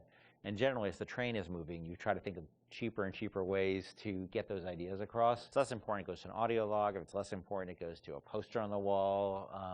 Well, there's also characters that you can bring in that have audio logs that aren't, Atlas, Tenenbaum, those are your big ones. Yep. You can bring in somebody to do a short, a few different audio logs. It's a character that some players may not even find, but it adds a little bit of depth to Rapture.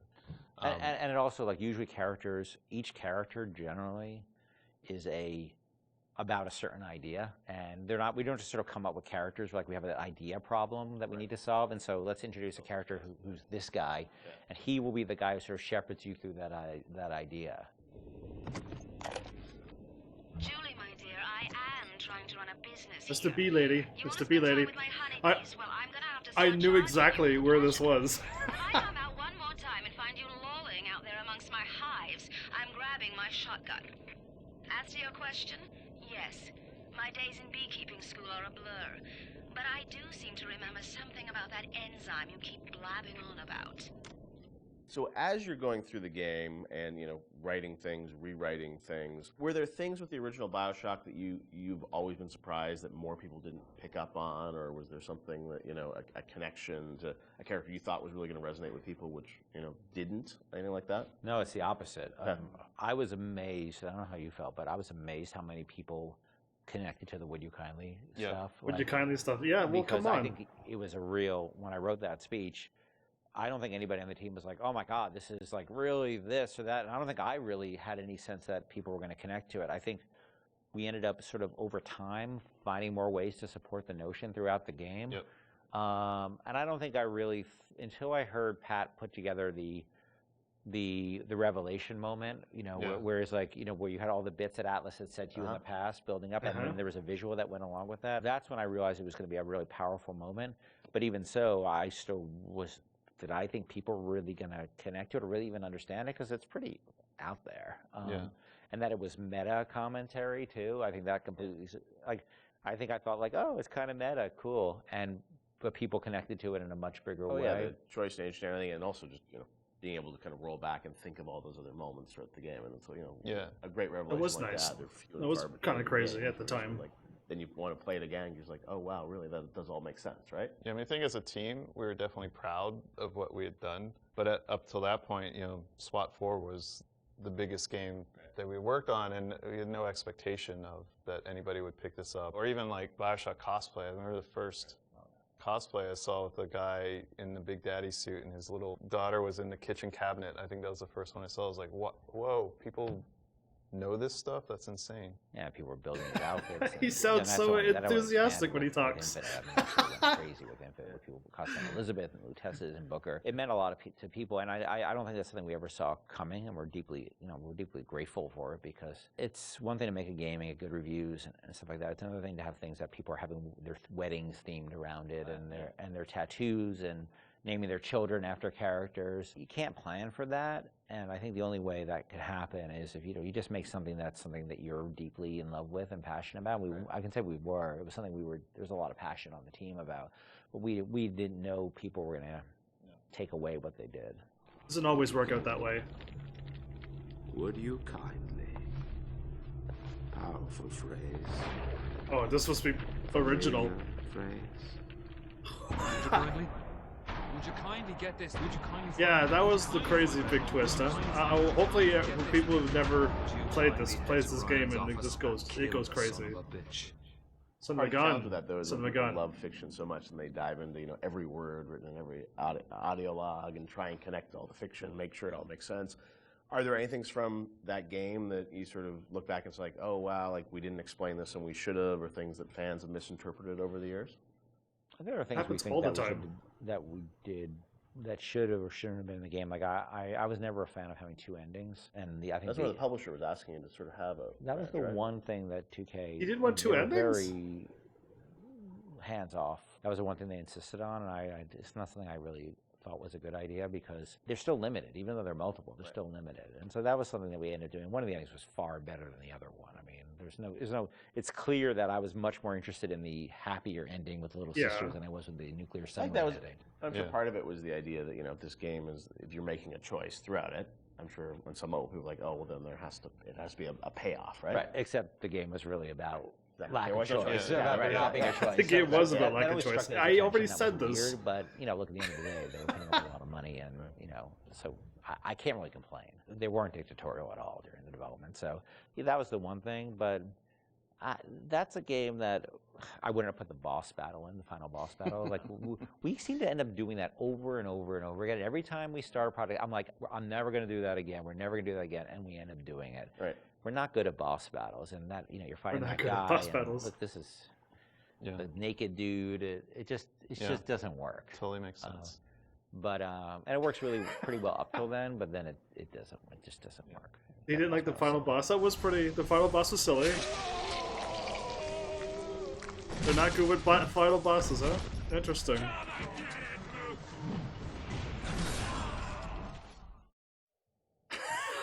So yeah, I really did beat that boss down to a pulp. But yeah, I didn't think it was so bad that it's just like, ugh. Like, I don't know, I guess I'm too easily entertained and amused. I really do, because I didn't find that final boss lacking. It was a final boss, he could hit me hard, but I was able to dodge him. And I just ignored all the things around me because I was in a Big Daddy suit on New Game Plus. I was as strong as I ever needed to be. I didn't need anything else to win that game. Now, playing on the hardest difficulty, I probably would not be able to beat that final boss because I'm not a shooter. So yeah, like, either way, like, it's interesting. But yeah, it's so relatable. When they were talking about, you know, just creating something or having something, for me, it's this live stream channel where you put your heart and everything into it, and people either A, are totally in, or they're totally not in. And not all things work out well. And very good for them that BioShock, I have so many people right now and to this day are like, BioShock's awesome! But like, there's the what if of like, what if BioShock didn't kick in and wasn't awesome? Then there wouldn't be no BioShock 2 and Infinite. And then I'm in that what if of like, well, maybe one day, what if some people start enjoying this channel and it takes off? So yeah, it's just, I don't know, just something to think about, at least for me anyway. Because yeah, I'm still in that spot where I'm just waiting and hoping for all the investment and love that I put in on this channel. That one day people find me and it somehow pays off. From the moment you boot up BioShock, you can feel the story grab hold of you. A plane Yeah, you're on a crashes plane at and sea, I'm like, no, a mysterious lighthouse, no plane. a sprawling city beneath the ocean. Hooking the player from the first touch without overwhelming him with convoluted RPG mechanics was key to the success of the game and the skillful ramping That was up the first of bathroom. BioShock's legendary gameplay. Legendary gameplay. So yeah. Anyway, I'm really enjoying this. I hope you are too. I've never done this before. In case if you're wondering, I've never done anything like this on my channel before. I've never watched director commentary. But BioShock has an I'm amazing opening sequence that I can't imagine the game without it, with you know, the plane and sort of the crash. But I understand that didn't come online until like the very end of development. Sean, is that true? We had a couple of really depressing playtests. We had built all these systems. We thought we were doing a good job of like giving basically people a playground to play with and things to do. And when we had a playtest, we didn't realize how bad of a job we were doing in exposing those systems to the player, because we were so in these systems and in our own heads, we had no idea that we just weren't facing them towards the player at all. So after that playtest, we took a long, cold look at what we were doing and realized that we had to we were confident enough in the systems that they were going to be fun and meaningful to the player, but we really had to think about how we were going to introduce these systems to the player, and in such a way that they understand why the systems were there. Like, you can't ship a README file with the game and expect people to read it. Like, it has to be part of the experience. So the challenge is, how do you introduce people to these systems, but do it in such a way that it fits within the narrative? So we had to integrate all of these things into the story cleanly so that the player felt like it was one smooth experience. And I think the zap 'em and whack 'em thing was one of those. And the 1-2 punch. Yeah, the 1-2 punch that came out of that. The plane sequence at the beginning, I heard a story that like a programmer put that together in like a day or two, and it was a very last minute thing, right? It was. So we had done a focus test, and we had it was one of the most depressing experiences of my life, because we were very close to being finished, and it was basically giving people what essentially became the demo, and people played it, and it was in Boston, and we were sort of behind these glass windows, all these sort of Boston guys, like, this is a wicked piece of shit. They hated it, and they were making fun of it, and they were saying, it's like watching some guys and dolls beating each other up, and it's the stupidest thing they've ever seen. And we thought we were in pretty good shape at that point. And I remember the focus test guy was like sort of like a doctor giving me the bad news. Right. Sorry, Ken, you better get your affairs in order. Right. And we all came into work the next day, and we were like, what are we going to do? And we're all pretty depressed. But I think we started talking. And as we talked, we started thinking about, what are they saying to us? What are these people saying to us? We think there's something there.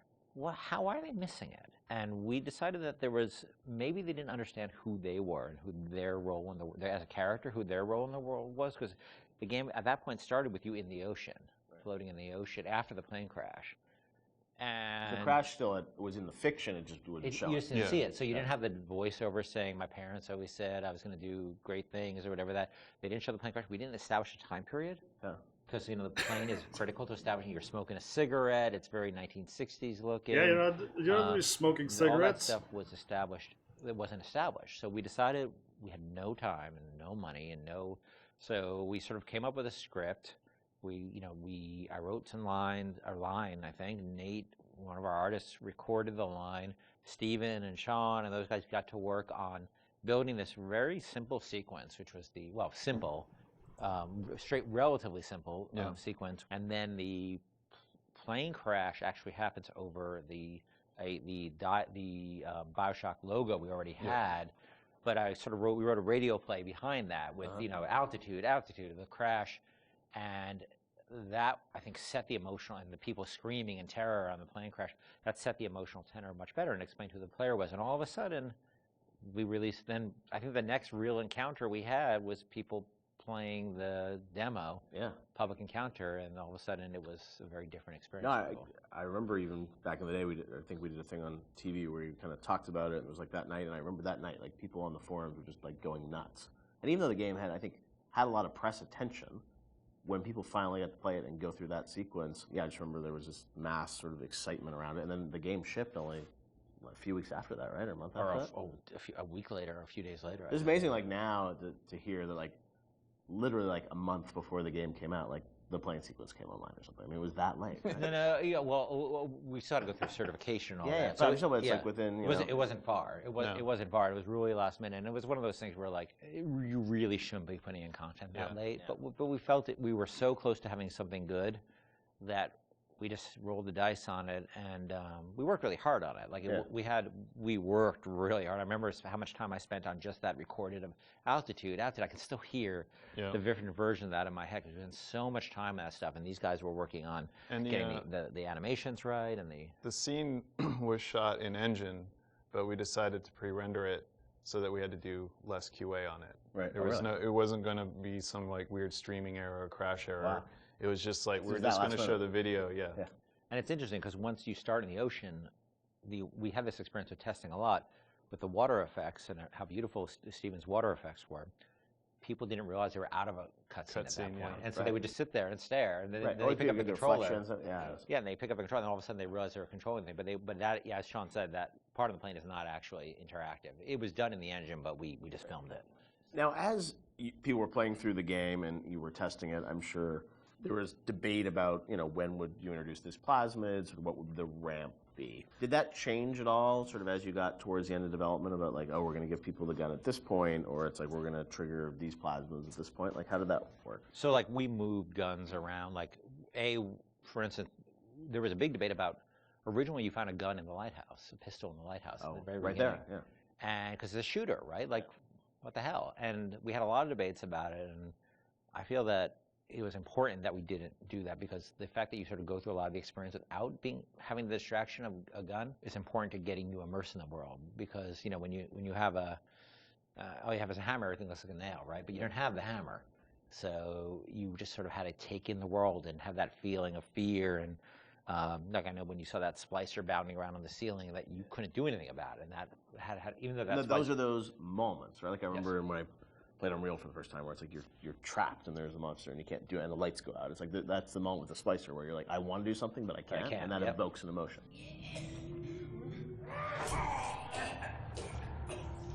I'm supposed to have emotions at this point? Oh, I seem to be lacking on the emotions department. Moving where the machine gun appeared around and where various plasmids appeared around. It was a real. It's a real fine-tuning process. Yeah, and it gave us an opportunity, especially with the shotgun, to really present the weapons, put some space between them. It's a moment when you finally. Yeah, I think we get the shotgun Paul sequence. Paul Hellquist was he put the sequence together for the when you see the shotgun laying in the pool of light.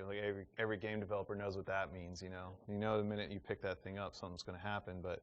It was still a very effective way, as I'm remembering it, to, oh, look, I've been waiting for this thing, I'm going to pick it up, and now you have an immediate opportunity to use it. But, at the same time, we're trying to ramp up the tension level by having the splicers kind of on the outside of the light, So you can't really see them and then coming in one at a time and attacking you.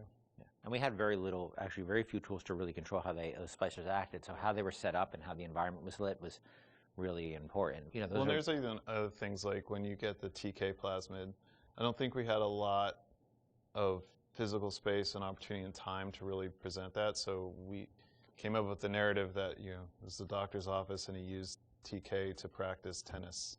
And we had the turret in there that threw tennis balls at you. So if you wanted to, you could catch the tennis balls and throw them, and you could knock things down. I think it revealed pickups that you could then, you know, pull to yourself with TK. What? But we're always trying to think of like little backstories that we could I do. never threw a It doesn't have tennis to be ball as back at involved stuff. as the shotgun ambush. Sometimes it's just, oh, let's take a grenade turret and turn it into a tennis ball turret. Because we wanted to, yeah, like, and because I remember, like, the impulse was, you know, I've been to dentist office, and there's always some, like, weird aspect of the dentist personality they always want to get through their office, you know. They just have to have their hobby featured in some way, and so we saw an opportunity there to both feature this, he's a tennis nut, and teach TK at the same time. And the Where's the things you can knock down? I want to know in that tennis ball catching thing where with the stuff you can knock down. Now I want to go back to that spot and like find out where I can throw the tennis ball, and then knock some things down for more stuff. That would have been really cool if I ever would have found that. Yeah, so nobody will ever know, Andreas. No one will know.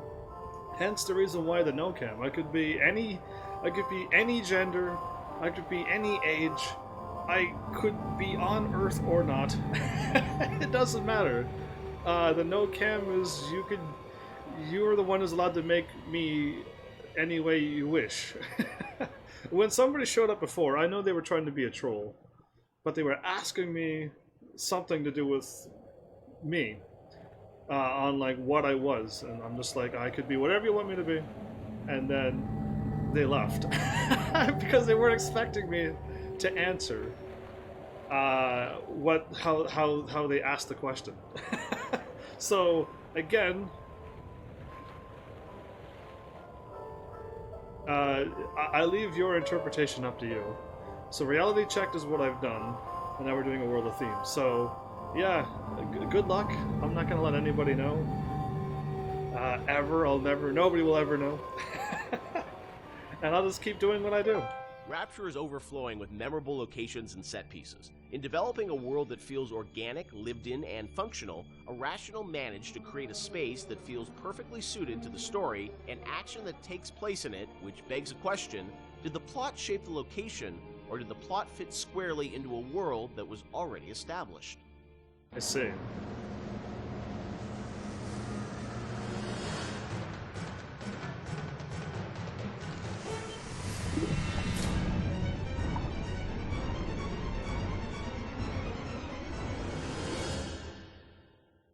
Let's talk about some of the areas in Rapture, because it's an amazing place, but also it feels like there's certain areas that are very well designed, and that they have, you know, a very certain aesthetic, and the characters in there, it all kind of comes together.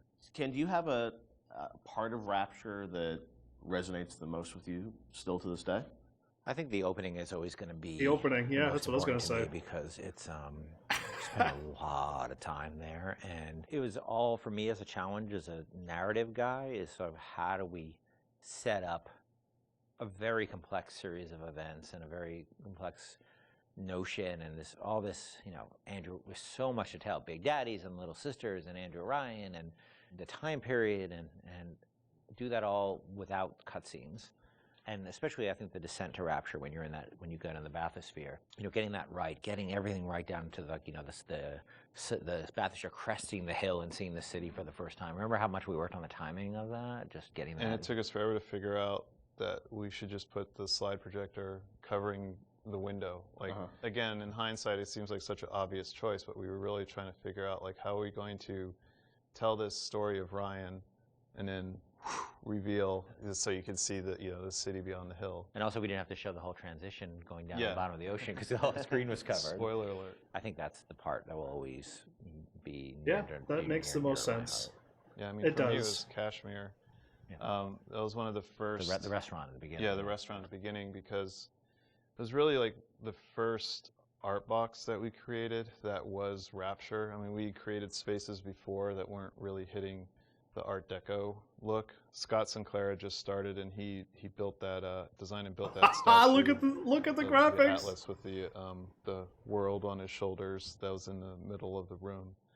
And Mauricio had done some concept art for us of that space. And once we started putting everything together and getting it into engine and actually walking around it and seeing those giant windows off to the side that just showed the seascape and really drove home the fact that you were underwater. It was the first time really all the elements started to come together. And we actually we had built a bunch of stuff, and Very we actually nice. stepped back and said, we have to just get one room right before we go any further, because we weren't getting it right. And so Mauricio did that concept drawing. Yep. We worked really hard on that statue, and that statue, I think, was the first object we really built in the game that was a BioShock. So we just stayed in that room for like a month until we got it right. And I think the original concept actually had a tram running through it it. did. So it was like even more complicated, and that was one of those things where we had to keep pulling back to really focus on what the bare essence They had a of that tram room running was. through that too. Were there parts of Rapture that you never were able to realize that you sort of still miss? zoo. The zoo. People We had talk a about zoo Frolic, right? that I was excited They had about. a zoo? Not everybody was excited about the zoo, but I don't know why I was excited about the zoo, because it would have been a nightmare. We had another area that was prior to Arcadia that was more of a straight up agriculture, forest type of area. Before we had the bathyspheres, we had a whole sort of subway transport system in Before the Rapture, which we spent bathysphere? a lot I of time thinking about, and then just realized that these little submersibles would be a much more realistic and much better solution. You were going to be able to move between locations in that subway system? Yeah, much like the bathyspheres, but they were much more integrated throughout the space, and we really want to support them. And we just realized it was not really relevant to what we were doing. Were there certain locations or areas where you knew a certain narrative point, needed to happen? Like you look at, the reveal of sort of Atlas's true motivations. Like, was that like, oh, we've got to do it this level because it fits the story? Or was it more that you sort of like, you had the game laid out in a certain order and you just layered the story on top of it? I think the big one I can think of is that you encounter Ryan in his sort of like, that he would live in an area of industry. Okay. So he lives in this very industrial area because that's where he would feel most comfortable. And that we wanted his office, his lair, to sort of be not in some, residential zone, but where he wants to wake up and smell the grease fires and, wake up and smell the grease fires in the morning. Smoke. That's in his lifeblood. Industry is his lifeblood. But it also had to be very theatrical. Like if you look at it now, it doesn't look like an office. You kind of know it's an office because the story is telling you that. Set, yeah. And we had some old technology that was laying around in the game that would control environment settings. So old system that we had would let you do high pressure, low pressure, medium pressure, and those would affect lighting and other like post-process things. They have old technology that could just do this stuff? That was a system that was cut, but because the code was in, we were always trying to figure out ways to use it, and one of the ways that we used it was in the Andrew Ryan sequence, because we didn't have a lot of narrative storytelling tools.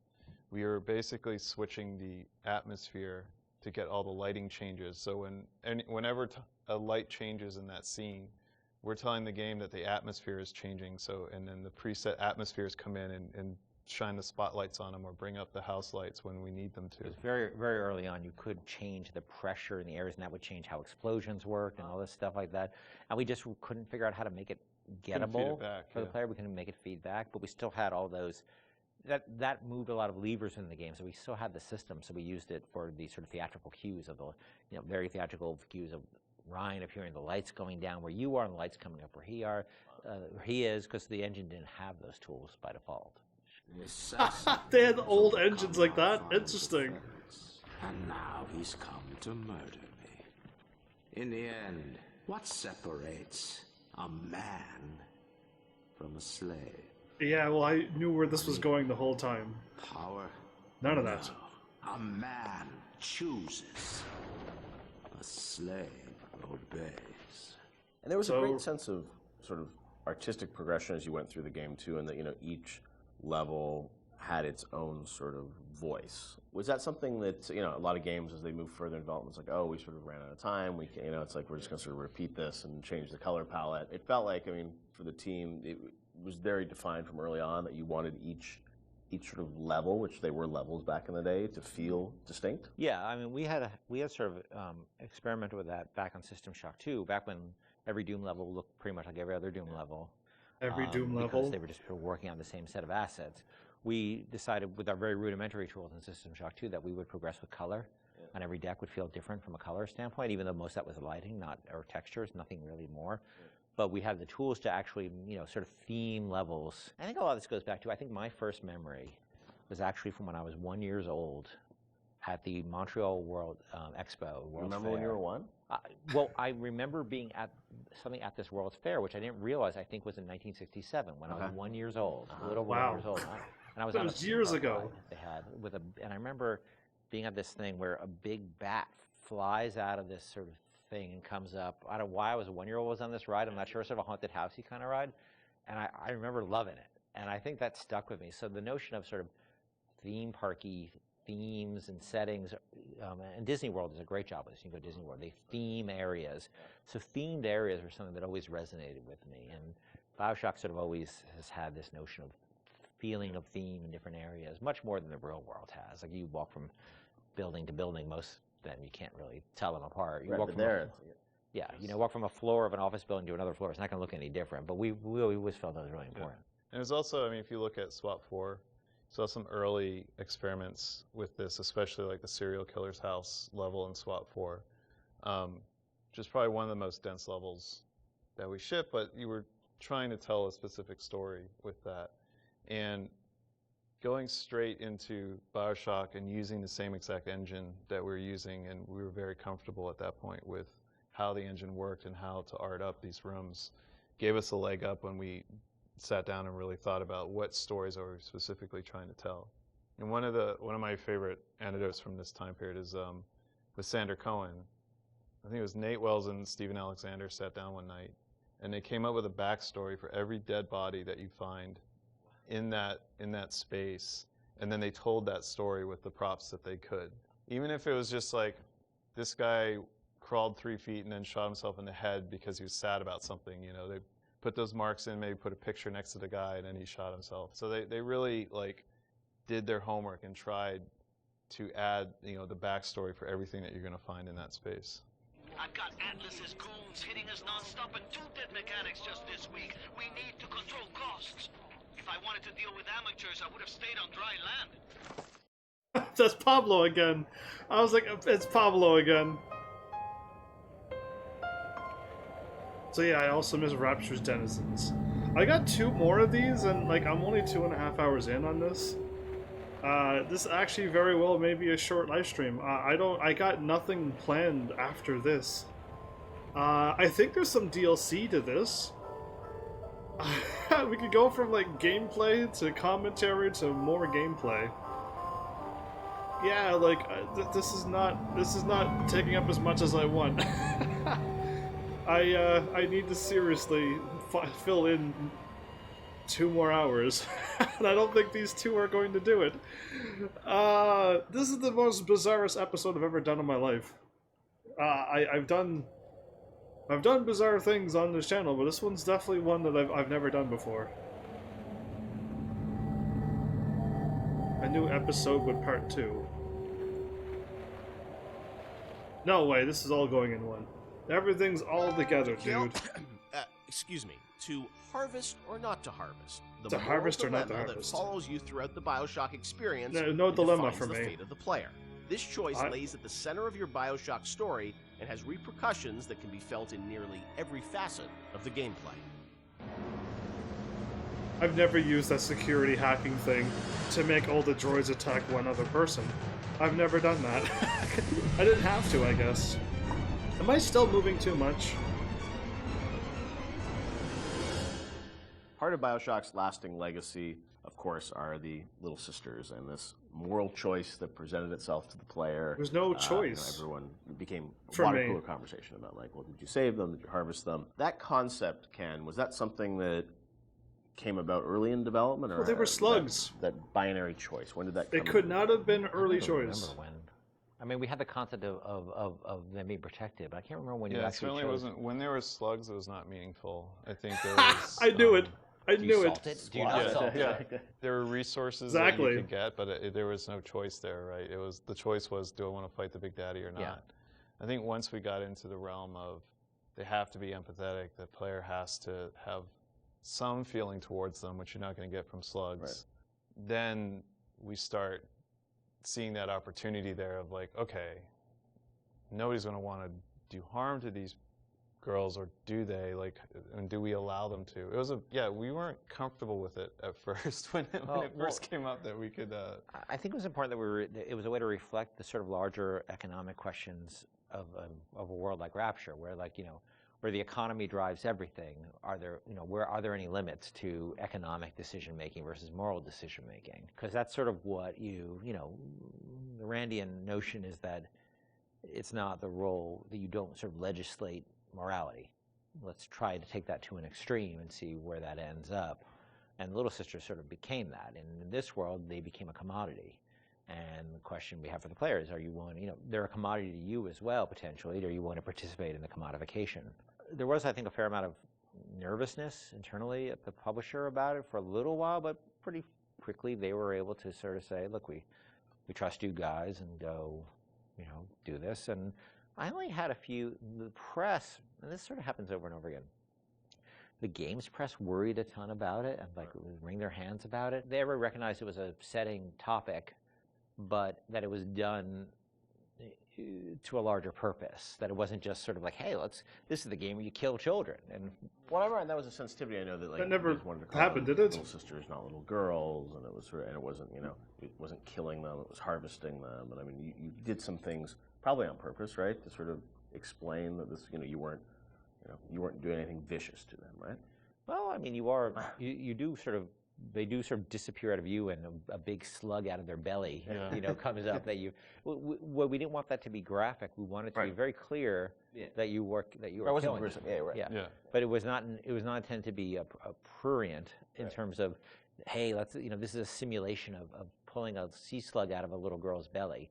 But we wanted you to understand that you were making a very diabolical moral economic pact there. And we think that came across, and I think it came across well enough. And I think the test of how well it came across is, I think most people didn't really thought of it as am I willing to do this thing or not? Right. And people would tell us stories how their girlfriend saw them harvesting, and then they literally slept on the couch that night. Right. And that's that's an interesting. That was interesting how people connected to. I would have 3D never mesh. That's harvested. really no It's different not than even any other 3D mesh in the world. This little sister, she's not a person. She's a 3D asset, a virtual 3D asset, right? That has a voice actor connected to it, who's an adult woman, and nobody was actually getting harmed, but people still emotionally connected to them and made an emotional connection. And also, I think when you're playing, you don't really know what the impact of that choice is. Yes. And that's sort of the curiosity of you're a gamer, so it's like, am I going to game the system? Which one should I pick? How does this impact things as you go through the game? It's never really fully clear what that choice is going to lead to, right? And the ambiguousness of that was something you wanted to sort of create mystery around throughout the game? Yeah, we went back and forth a lot about what the rewards for harvesting versus saving would be, and actually I think we should have really pushed further that the rewards for saving were much more, should have been much more meager than the rewards for harvesting, just to really sort of put you up against the wall, push you up against the wall and say, are you going to stick by your moral guns here? Because you're going to pay for it. Yeah. Because that's usually the way life is. They should have, yes. It's harder to take a moral path than it is to take an amoral path. Almost every game makes it way harder to be good. This one, not so much. True. They don't even say no. They're just growling. Oh, you actually harvested. I never knew. That's my first time seeing a harvest. Eventually, you get to the ending, and as we know now, there were sort of two endings that were affected by that choice. And that was something at the time. I know you said publicly that you weren't in favor of sort of having two endings. Was that in part because the game is about not having choice, or did you think that the two endings were, I don't know, like I'm interested for narratively, like why you didn't want to go that path? It seemed forced, given that the game really sort of almost made a joke, I mean a meta commentary joke about the lack of agency in games, the lack of meaning of those choices, given that you have these two endings. I guess you could make an argument that, well, you were free, you were given choice of the, once Ryan's dead, and that's really what it's about. But I think we also didn't really have enough time to execute on those super well. I was pretty happy with how the happier one came out, with the sort of little sister focus, but it's a much more subtle story than I would have time to tell about sort of your slow descent into moral chaos and dissolute living and all the things that sort of come along with a life that is sort of separate from a moral structure. It's a long story. And that's what I mean. You were just switching a cutscene. It wasn't like you were doing sort of a whole other level that was different or something. So the choice was there's two cutscenes with very tight time and economic or constraints. just start a nuclear war. Yes. And that's not, you're a nice guy, or you start a nuclear war. And because we had so many problems on our plate, that was something I had to sort of do in the spare time. So I was pretty happy with one, but not very happy with the other. I know you had said publicly before that there was another sort of more ambiguous ending that you had originally planned. What was would there? you have done? There was a notion of an ambiguous ending, which if I just wrote one, I would have found a way that would just talk about the moral ambiguity of the world rather than the sort of, positive or negative, because it is such a look. I think we really tried with BioShock not to sort of make a game about good and evil. It's really about circumstances and what circumstances lead people to, and how they delude themselves with ideology to do things that they would think are evil, but it's okay because it's for the good cause. And that's what I probably would have. If I just had one to write, I'd probably focus more on that. How difficult it is to sort of align when you start being driven by ideology rather than being in the moment and thinking about the impact of what you're doing. Sean, you talked to gamers, I'm sure, over the years. Did you ever get a sense of how many people harvested versus saved, and was there any sort of data? Okay, I'm curious. Before the days where you get telemetry and data on like what people picked and whatnot. Yeah, I mean, anecdotally, it seems like more people saving Little Sisters, although I have a few friends that are, I just harvested every single one. I wanted to see what happened. So I don't know if that was more, the game developer and them trying to see the world isn't doomed yet. What would happen, but certainly for the most part, I think most people, which I guess is a good thing. It means that maybe people are good at heart. They kind of feel bad. They want they want to save the Little Sisters. So yeah, I'll say it. The needle sways towards the green there. Time for Betty by Mr. B. Hurry, Mr. Bubbles. Yeah, Betty by Mr. Bubbles. All right, Excelsior. I don't know. The illusion of choice is a thinly veiled dynamic that drives many single-player gaming experiences. And while many developers spend a lot of time trying to convince players that choice is real and authentic in their games, the truth more often is that choice is a superficial concept in gaming narrative. BioShock confronted this idea head-on, searing into our minds a innocuous 3-word phrase with an unforgettable new meaning. Would you kindly? Would you kindly? Yeah.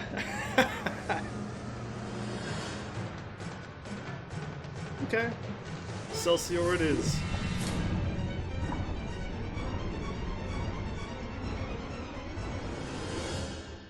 Of course, one of the most memorable moments in the game is the "Would you kindly" phrase and the reveal of how that's been motivating the player throughout the entire game. It's still, to me, one of the most classic kind of narrative moments in games in the past decade. What's interesting about that phrase is that it didn't always start like that. Can you tell us sort of about the evolution of sort of the the conditioning of the player? And there was once Excelsior was the phrase once. Yeah. Really? I'm trying to recall some of this. So we had the idea, because we had the Andrew Ryan scene very early, and we knew sort of all the events that would happen. There were phrases before there was "Would you kindly." The notion existed and what it meant and what it was, but we didn't actually have the phrase "Would you kindly" until later. So we had a bunch of terms we threw in there. And like Excelsior was it for one point. That's probably comes from my Stan Lee fanboyism. Of course, Stan Lee. Just randomly. There are some things when you're making games you just sort of throw in as like we need Sounds something. cool in a We need concept Why don't you something head here. over there, Excelsior? And then it sits there for Yeah. a year. Right. And then all of a sudden you kind of forget it's not good, right? And then Yeah. until You somebody forget comes it's along not and says, good? Dude, Seriously? Yeah. what's Or you meant it Excelsior? to be like a stub in. You never Right. meant it Yeah. to actually gain traction, and then you're like, oh crap. But that sense of some phrase or word being repeated throughout the game that you wouldn't really realize its meaning Yes. Until later, that was there very early on. Yes, yeah. And the fact that you would have something that seemed like a non-thing and then came back at you like a freight train later on. Yeah, It was that's exactly there what it from did. pretty early. Sit, would you kindly? Stand, would you kindly? Run! Stop! Turn. A man chooses. A slave obeys. So that phrase evolved, but talk about that, the sort of meta-narrative of, being in a game, thinking that you have a sense of choice and making these decisions, but then obviously realizing that the player ultimately didn't have choice or was conditioned in a way that they would react to that. That was, sort of a new idea for a game. Where did that come from on your side, kind of? Was there sort of a deeper sort of, meaning behind it?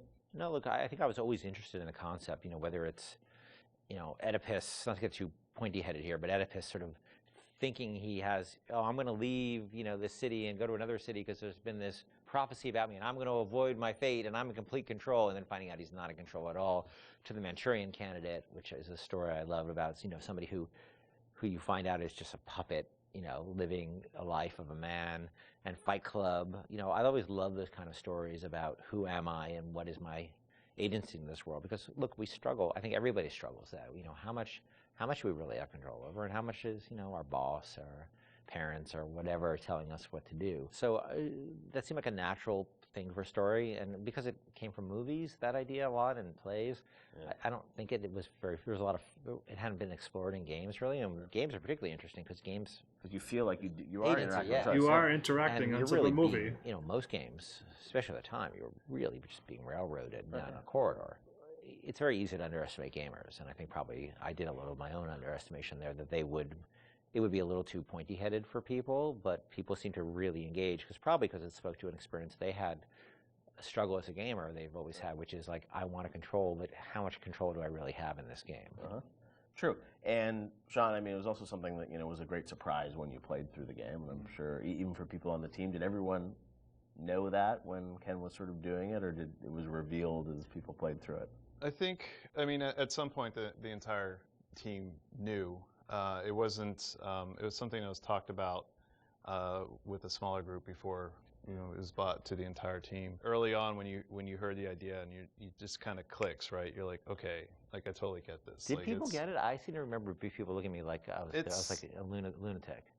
Maybe That not theme the goes on specifics, and forever. maybe it's the Excelsior, or you may be talking about the Yeah, Excelsior time, but the idea that you don't really have choice, and exactly like you said, you played through how many video games, and everybody's game is going to end the same way. You're going to kill these people, you're going to pass through these checkpoints, and you think you have a choice, but ultimately the only real choice is to stop playing the game.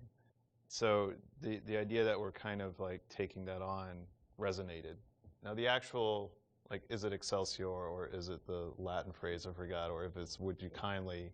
See, here's how I remember it, and I could be, I could be wrong. Yeah. I can remember being so surprised by the outside reaction, because I remember the internal reaction being completely nobody connected or engaged to it. We worked on it. Yeah. And so I was kind of surprised by the outside reaction, because I kind of thought it was like, as I said, it's a bit academic, right? Yeah. And look, it also could be a function of We're playing it close to the vest. I could be misremembering it, or it could also just be a function of nobody making the game had the experience of playing it through and getting to that moment. Yeah, that's what I mean. Like, it was revealed to them in advance of really playing it, so it wasn't that surprise. Yeah, they had seen it in all its really half-assed, development stages on the way. Out of order. You swear a lot. Out of order and all And that. it's not really something you can play test over an afternoon, because it takes a little while to get to that point. You need to lack the knowledge about what the game is to be able to sort of have that experience all the way through. I know you guys have talked about the idea of Atlas, the voice actor changing, and it was, I guess, very important that you nailed that actor, right? And you trusted that actor until there was sort of the Fontaine reveal and sort of understanding that.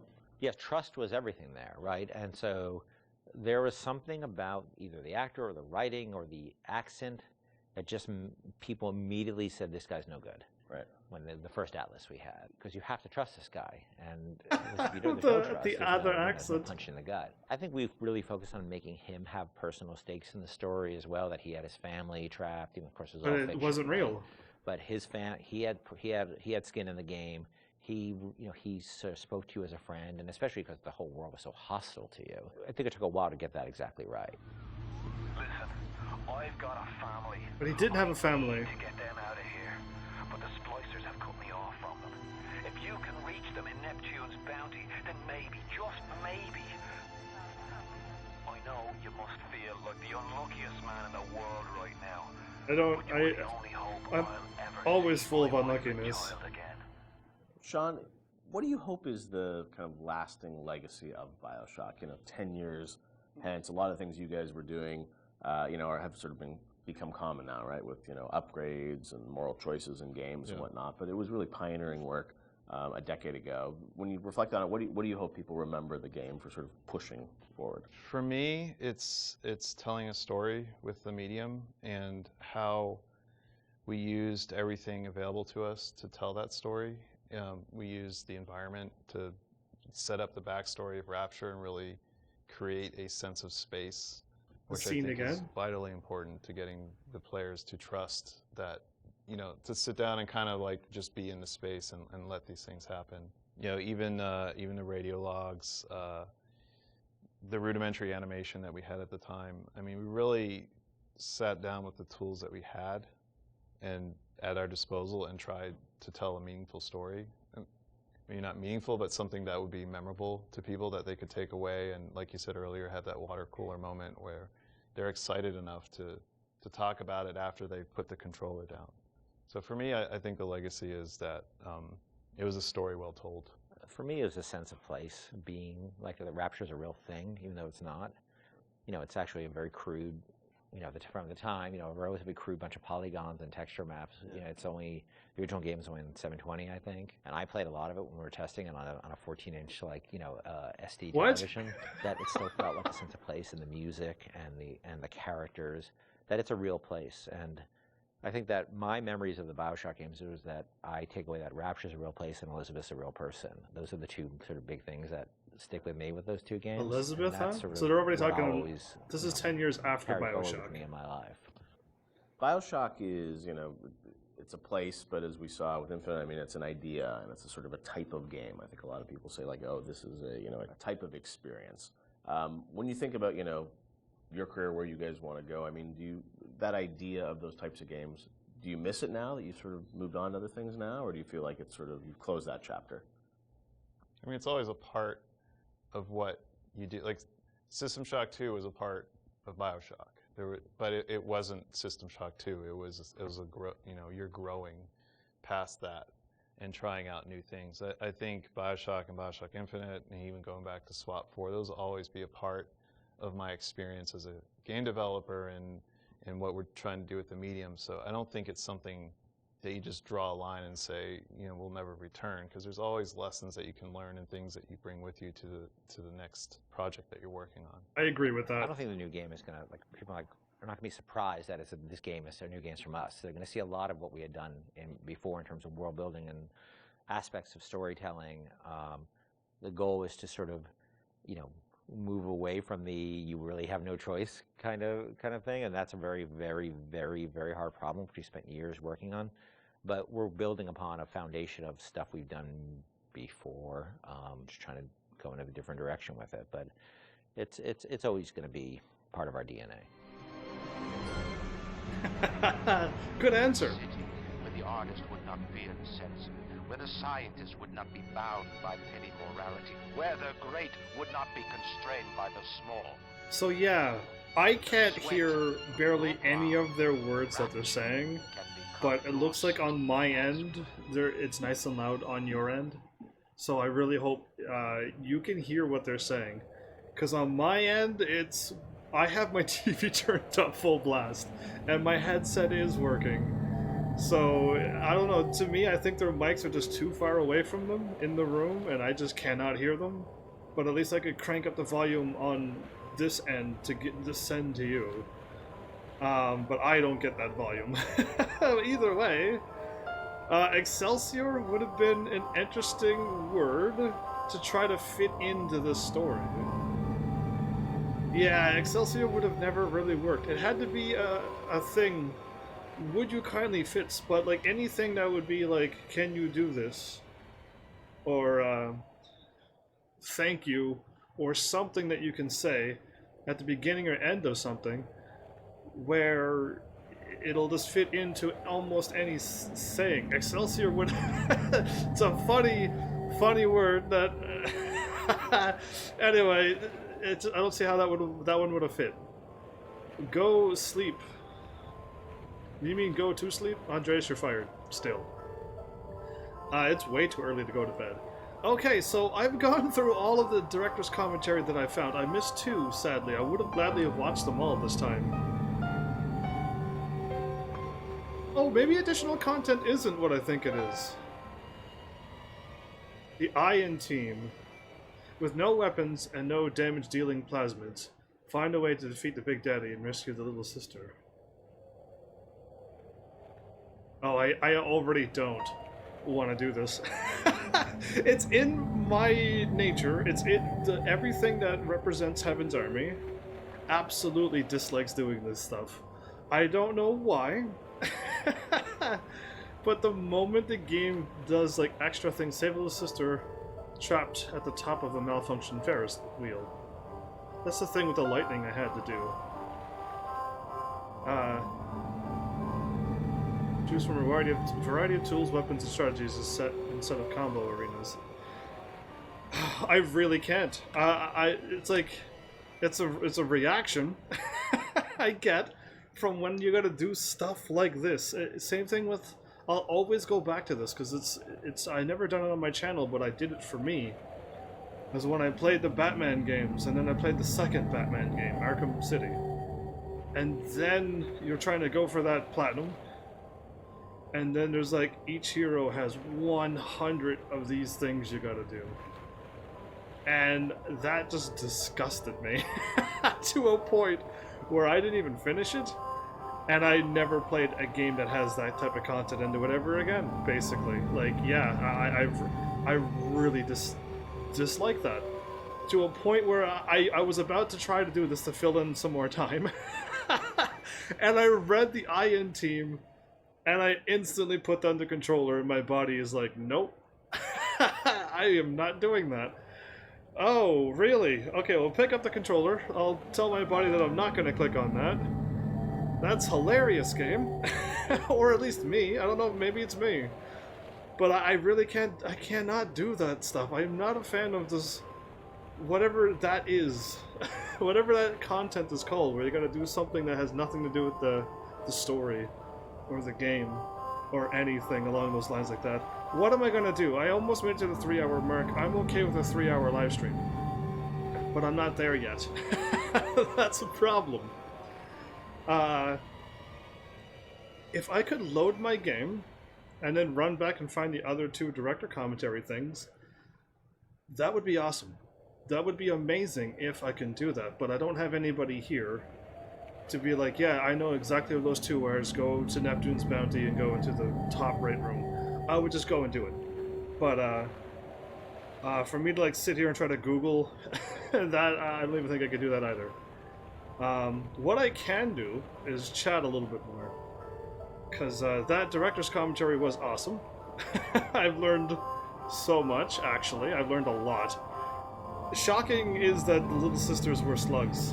They had the concept of things that took out stuff like that, but like, what a change and of everything. But I don't know. Do you still have that feeling? Is BioShock a one-hit wonder game for you?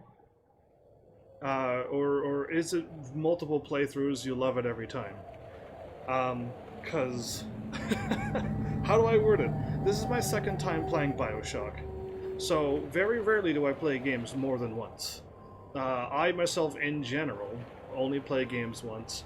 Once I see it once, I'm done with the game. I've seen it all. And as a live streamer, who is a reaction live streamer, A game like BioShock, I've seen it all. There was not a whole lot for me to commentate on there. I just sat there and absorbed into the world because the game has a wonderful story to tell. But yeah, like Final Fantasy 15, I was able to play that game like 3 times, and I know I can play that game again because it's, I don't know, RPG is kind of different than open world shooter kind of anything like BioShock. So. But is there like a Final Fantasy game that I could not play again because I've seen it and done it all? Is there an RPG game like that? No, I don't know if there's any RPG games out there. But when it comes to open world story shooter games, I can't really play again. The only thing that changes is me shooting or not shooting, and the accuracy of hitting them or not hitting them, and possibly fooling around with a few more this game's actually a little bit better than your average shooter, because I could actually fool around with plasmids and stuff, okay? If this was just a shooter, I would have 0 things to talk about, but I was able to like change it up and freeze things, and I forgot about the telekinesis thing with the grenade to throw it at the doorway to open it up, but like that at least gave me something different to do. And I guess that's what RPGs are. RPGs... Going with Final Fantasy 8 and 12, like I'm planning on redoing, and 7, I missed so much side content. I know the main story, but there's all that side content and stuff that I've never done. That's kind of what I want to do. And like shooters and other games, non-RPG games, there is only like a main story. There isn't like a side story that I can branch off away from this place and go somewhere else, go to another planet. You know what I mean? It's not like that. That I haven't done before. So I'm curious what your thoughts are on like a BioShock game, because for me, I just played the game and I enjoyed it, but I had nothing to react to because I already knew the story, I knew the twist, I knew Atlas. And all of that stuff. I just didn't remember that the little sisters were slugs, and I was able to watch the director's commentary, which that was nice. I think there is a game like that. Like what? Fire away, Andreas. Glad to have you back. So yeah, like, I'm curious because I know this game has a lot of love. I know the series got a lot of love. In fact, I'm curious to be hanging out with Elizabeth again, because I don't know. I don't really remember my reactions with Elizabeth, other than she probably made me laugh a little bit, because of all of her facial expressions. I remember some of those now that I think about it, but. Yeah, I don't know. Are you like me? You can only play a game once, and when you play it, you're done? Or are you a person who's able to play BioShock? I'm going to be picking on BioShock because it's right here in front of me, over and over and over and over again.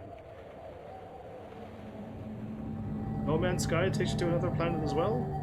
Did you see my Subnautica playthrough by now, Andreas? Because it's there on YouTube, or it's there on my played games, because yeah, like hopefully you've seen all of my games that I played by now. There's 5 years of game content played every night, so that's a lot of games. That's a lot of content you have, and some are 1 hour long, some are 2 hours long, some are 3 hours long, and all of the stuff that I'm putting out now, minus this episode, are 4 hours long. So there is ridiculously. I already watched it on my on your YouTube. So you already watched Subnautica? Because I don't own No Man's Sky, and that game just costs too much. But if somebody donated that game, then I will just gladly play it and go. I have to check the rating first, but I'm pretty sure that one's probably okay. But like, yeah, like, I'm just waiting for people, Andreas, hopefully you included, to understand how YouTube and Twitch works, since I'm too small of a YouTuber to have merch And I don't know of any YouTubers who donate. I haven't seen a single YouTube donation in 5 years. But Twitch is all about donations and subscribers and stuff, so... I mean, I just hope I find those right people, and then I can just start getting games that people want me to play. So, yeah, I mean, other than that, I mean, my Subnautica is there waiting for you to watch. And all all those original ones are there. BioShock original is there. I think that might even be a better Let's Play video than this. But I am just updating the graphics on this game, on these games. I think they deserve a better look to them. I would love to just mute my second commentary and add my first commentary to it. But it wouldn't make any sense because I was jump scared by a starfish, I think, at the first playthrough. So like I think, and I'll always agree that my first playthroughs are always going to be my best. But and these redone things are probably not going to be as good commentary. I'm going to almost like agree if somebody does say that to me. But yeah, I'll still plan to go through BioShock 2 and Infinite. Maybe I should just take this game and go absolutely crazy with it. That could work. You know, if your style of live stream won't work, you gotta change it. What are you talking about? I have no idea what you're talking about. So yeah, we'll see. I don't know if it's gonna be BioShock 2 next or not. Everything I do is out of the blue, and even I don't know what's gonna be next 99% of the time. But I do know BioShock 2 will happen, just is it going to be tomorrow or is it going to be later on? So yeah, look at, I almost chatted long enough. Awesome, I could keep talking, I could talk all day. I don't need to play a game to talk. I can do a Let's Chat commentary podcast. I could do almost anything. But yeah, I mean, I just got so many questions for these games, and I just don't have the people around to answer any of them. Yeah, that's unfortunate, but if I change what I am, then I won't be me. What you got is me. Everything that you get now is 100% Heaven's Army. And I believe it's up to the viewers to get more viewers here. I believe in that type of growth. I believe if viewers really do like me, that those viewers will tell other people and bring them in.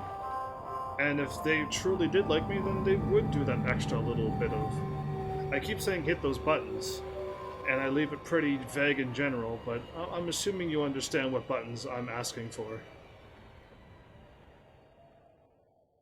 It's up to me.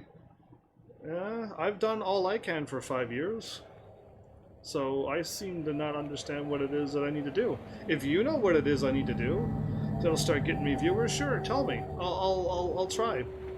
But I won't just go around with the cam, because the camera gives you more viewers. And I won't start swearing and becoming like another YouTuber because that gets more viewers, because that's not who I am. And rule number 1 is be yourself. And I am myself. And be happy and enjoy what you're doing. If I did anything different than what I'm doing now, I wouldn't be happy and enjoying myself. So if you want change, it's gonna be me playing different games, which is what I do now. I do a variety of games.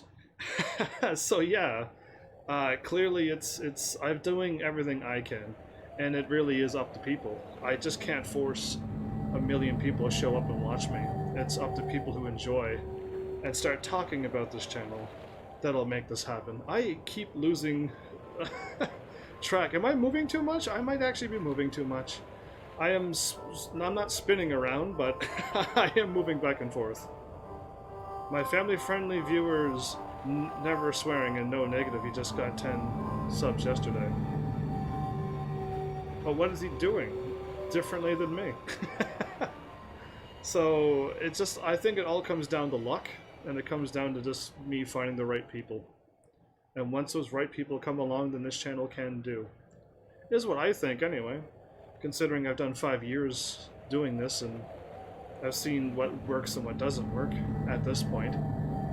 And I know I'm just an unlucky person because I've always been that way.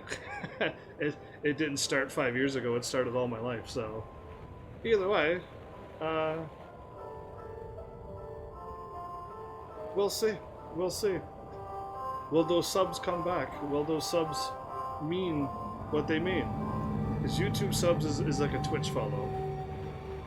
But a Twitch sub is something a lot more permanent and big. I can go get 1,000 subscribers on YouTube right now if you want me to. But that won't get anywheres. It's no problem to get a couple thousand subscribers on YouTube. But those aren't real subscribers. So yeah. So what you're doing now, Andreas, is what I would want you to do for me. Did you just see what you did there? For Mia? That is what you need to be doing for me. And that is how people get to find out about me. But have you ever gone and done that for me? Probably not. So that's the difference. I don't seem to have the people who... They know what to do, they just don't do it for me. Or for the channel. Or for themselves if they like helping out people. So yeah, like that's the thing that I'm talking about. Those are the buttons that I wish for people to hit. Because there's so much of that sharing that would help so much at this point. It would be a game changer. Either way, BioShock, thank you for another lovely playthrough. I've gone through you once again. I knew everything that was going to happen, sadly. I had BioShock 2 a little bit mixed up with BioShock 1. I thought I was going somewhere, a really cool scene. It didn't happen, so I know it's going to happen in BioShock 2 now. And yeah, this is a scary game. Did you not see the monsters crawling off over the ceilings and breathing fire at you? Do you not see a Big Daddy drive somebody's head through a glass? Are you not afraid of this game? Because this game is definitely scary. But yeah, either way, do you have any games in mind that I already own? Because I don't own a lot of anything, it seems. But is that plane ever gonna... Yes, the plane does actually float down and crash because it hits the tube that you get into. It just takes a long while and it waits for you to get to that tube. That's pretty mean of that plane. Anyway, I was waiting for it to sink and I'm like, yeah, I guess it doesn't until you get to that place. Either way, I wish I would have found the other two commentaries. That would have been cool just to watch. It was very neat to watch a director's commentary for the first time ever. That's kind of neat. I don't know what's in the second game. All I know is that there is DLC. I'm pretty sure there is. 1 and 2. So, I mean 2 and 3. 2 and 3. But it's not called BioShock 3, it's BioShock Infinite, but I'm gonna call it 3 until they come out with BioShock 3. If that ever happens. But, yeah. Again, don't have that game. We've already established that. You're fired again, Andreas. But yeah, I mean, I always hope that people who enjoy these games will eventually show up. And I think one did, and this always happens to me, because, you know, that bad luck thing that I show you all each night. They show up right at the end of the credit scenes. And they're like, oh, my favorite game. Oh, it's the credits. You're done playing? Yeah, I am. Oh, well, then see ya. And it's just like, no! Why did you not show up for 2? There's 2, I've been playing this for 2 days. And tonight, so this is the 3rd night. Anyway, it's my luck, everybody. I hope you're seeing the bad luck in real time. Like, I'm live streamed to show you my bad luck. To prove to you. But, yeah, we'll see. We'll see what's going on. Who knows how I'll feel tomorrow. There's games I have planned, and then there's games I want to play. Again, I've spent hours today trying to figure out more for Final Fantasy XI so that I'll be ready to just play it when I play it. and hope all things work well. And it's almost something like it's not going to work out well. I got a sneaking suspicion that I'm going to get to a spot where I need to do something with 2 or more people, and they're not going to be around. And I just have that feeling that it's going to happen to me, and I don't like it.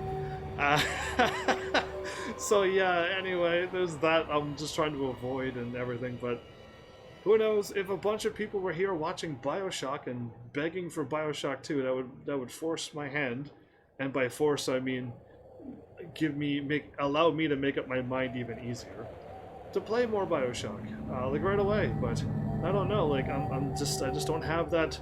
I don't know where my hype crew is. I've never had a hype crew.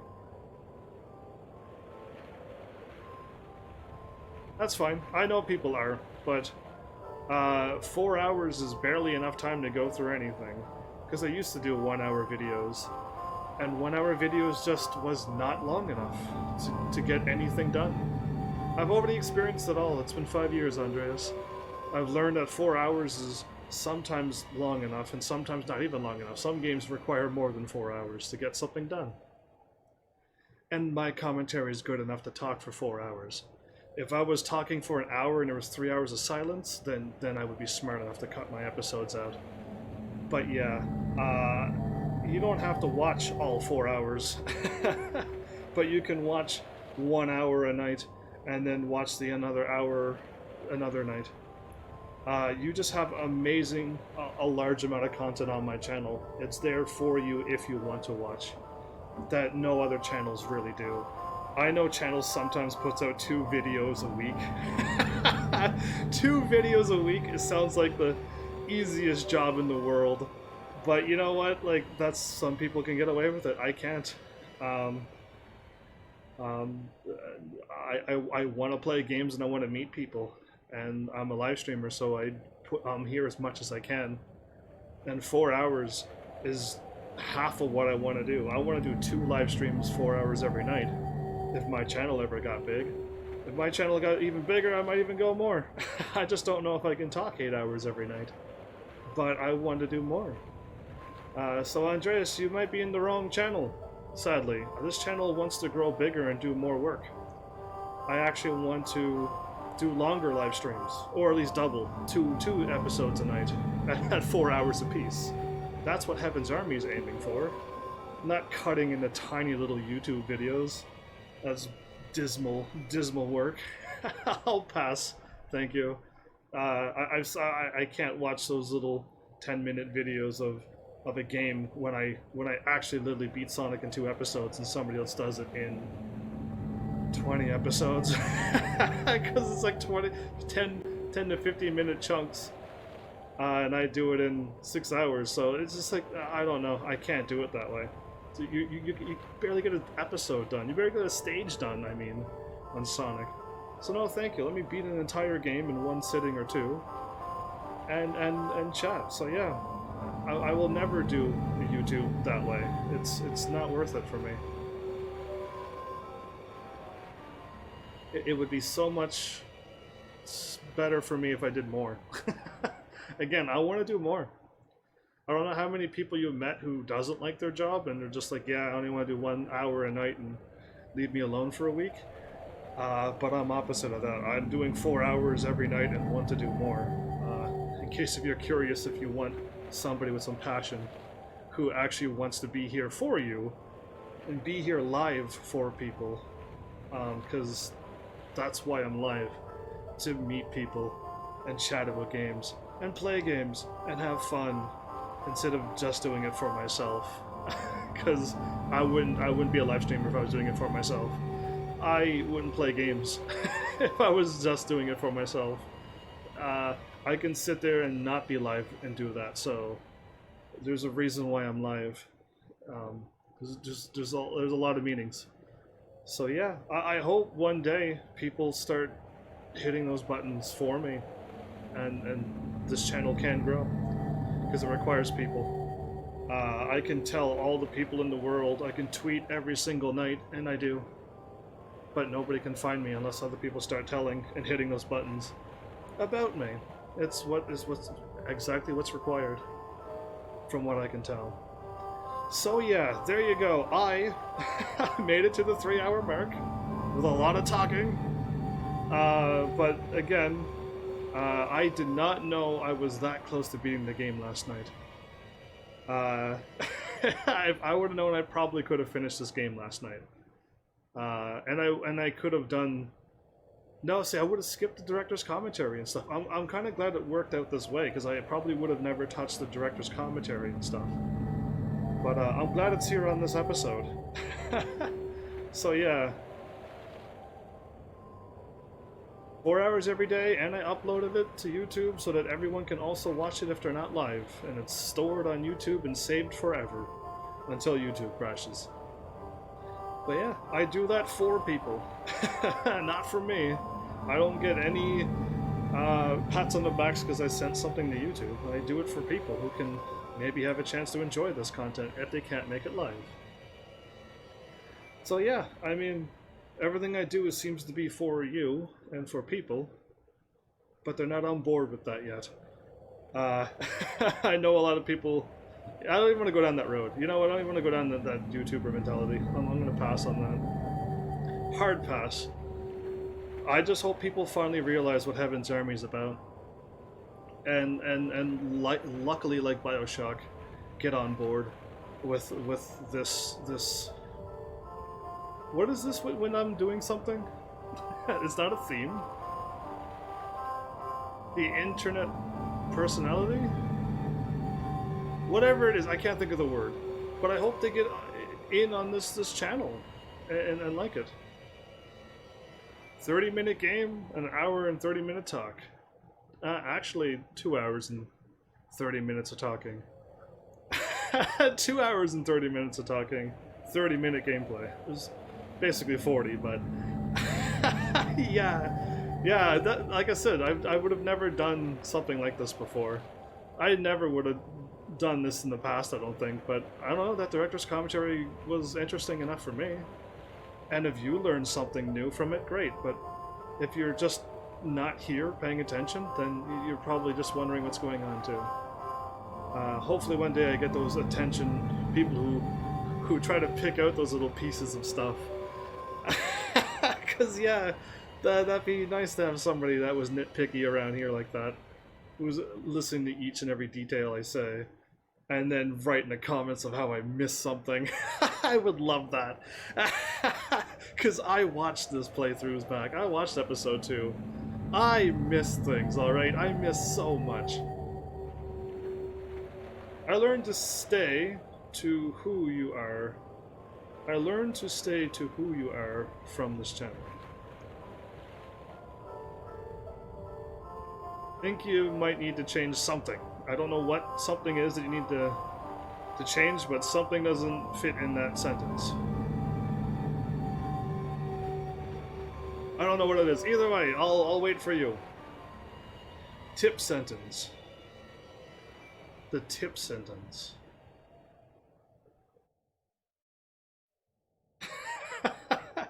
Tip sentence? I learned to stay. I learned to stay to who I am. Rest in peace, you were typing.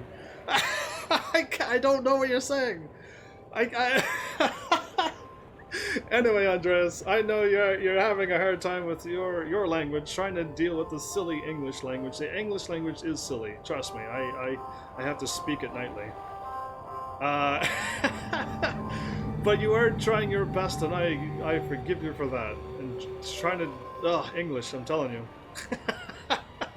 when they make the galactic basic language English in movies, I'm just like, what's wrong with people? Anyway, thanks, Andreas.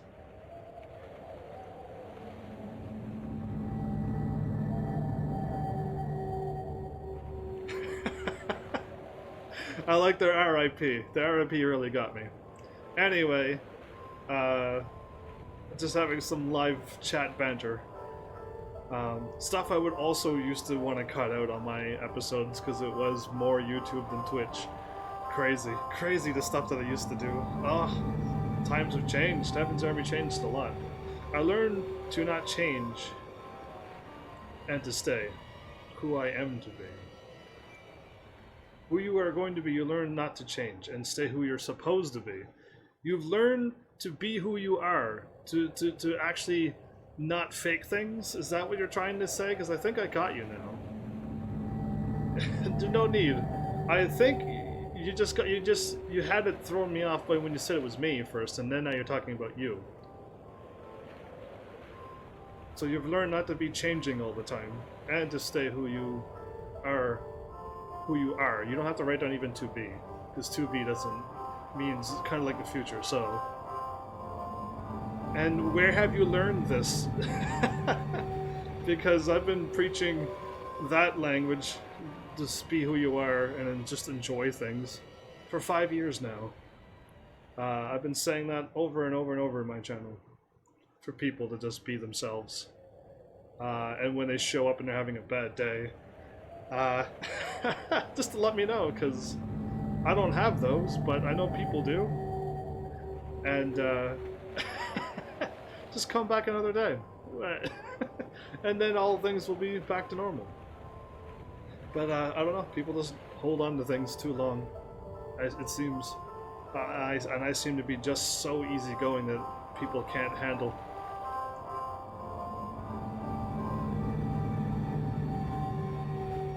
So where do you learn that? I'm curious on where you learned that, because it's been something I've been saying, but it's nothing really taught. If you just look at the internet, mentality, there you go. I was trying to think of all the words. They change all the time. They change from sentence to sentence. From person to person they change. I've been giving you 5 years of this. Now either A, I'm the best actress in the world, or B, I actually am who I am. It's one of the two. There's no other options. Either best actor, actress, or B, I am who I am and enjoying what I do. So I'm trying to let the world figure it out, but I don't know if they will. After 5 years, I'm not too sure if they ever will. Anyway, there you go. You have 5 languages on your brain. You can remove a few of them, can't you? And just stick with 2 or 3. Unless your job demands you to know 5 languages because you got 5 branches all over the world and you're a super mega corporate company thing. But yeah, 1 language is enough. 2 means you're doing very well, and 3 is like, wow. So yeah. No need to cry here unless it's happy tears. That's what happens. If people are crying, it's hopefully happy tears, or the video game has like a really sad moment, then that's allowed too. But yeah.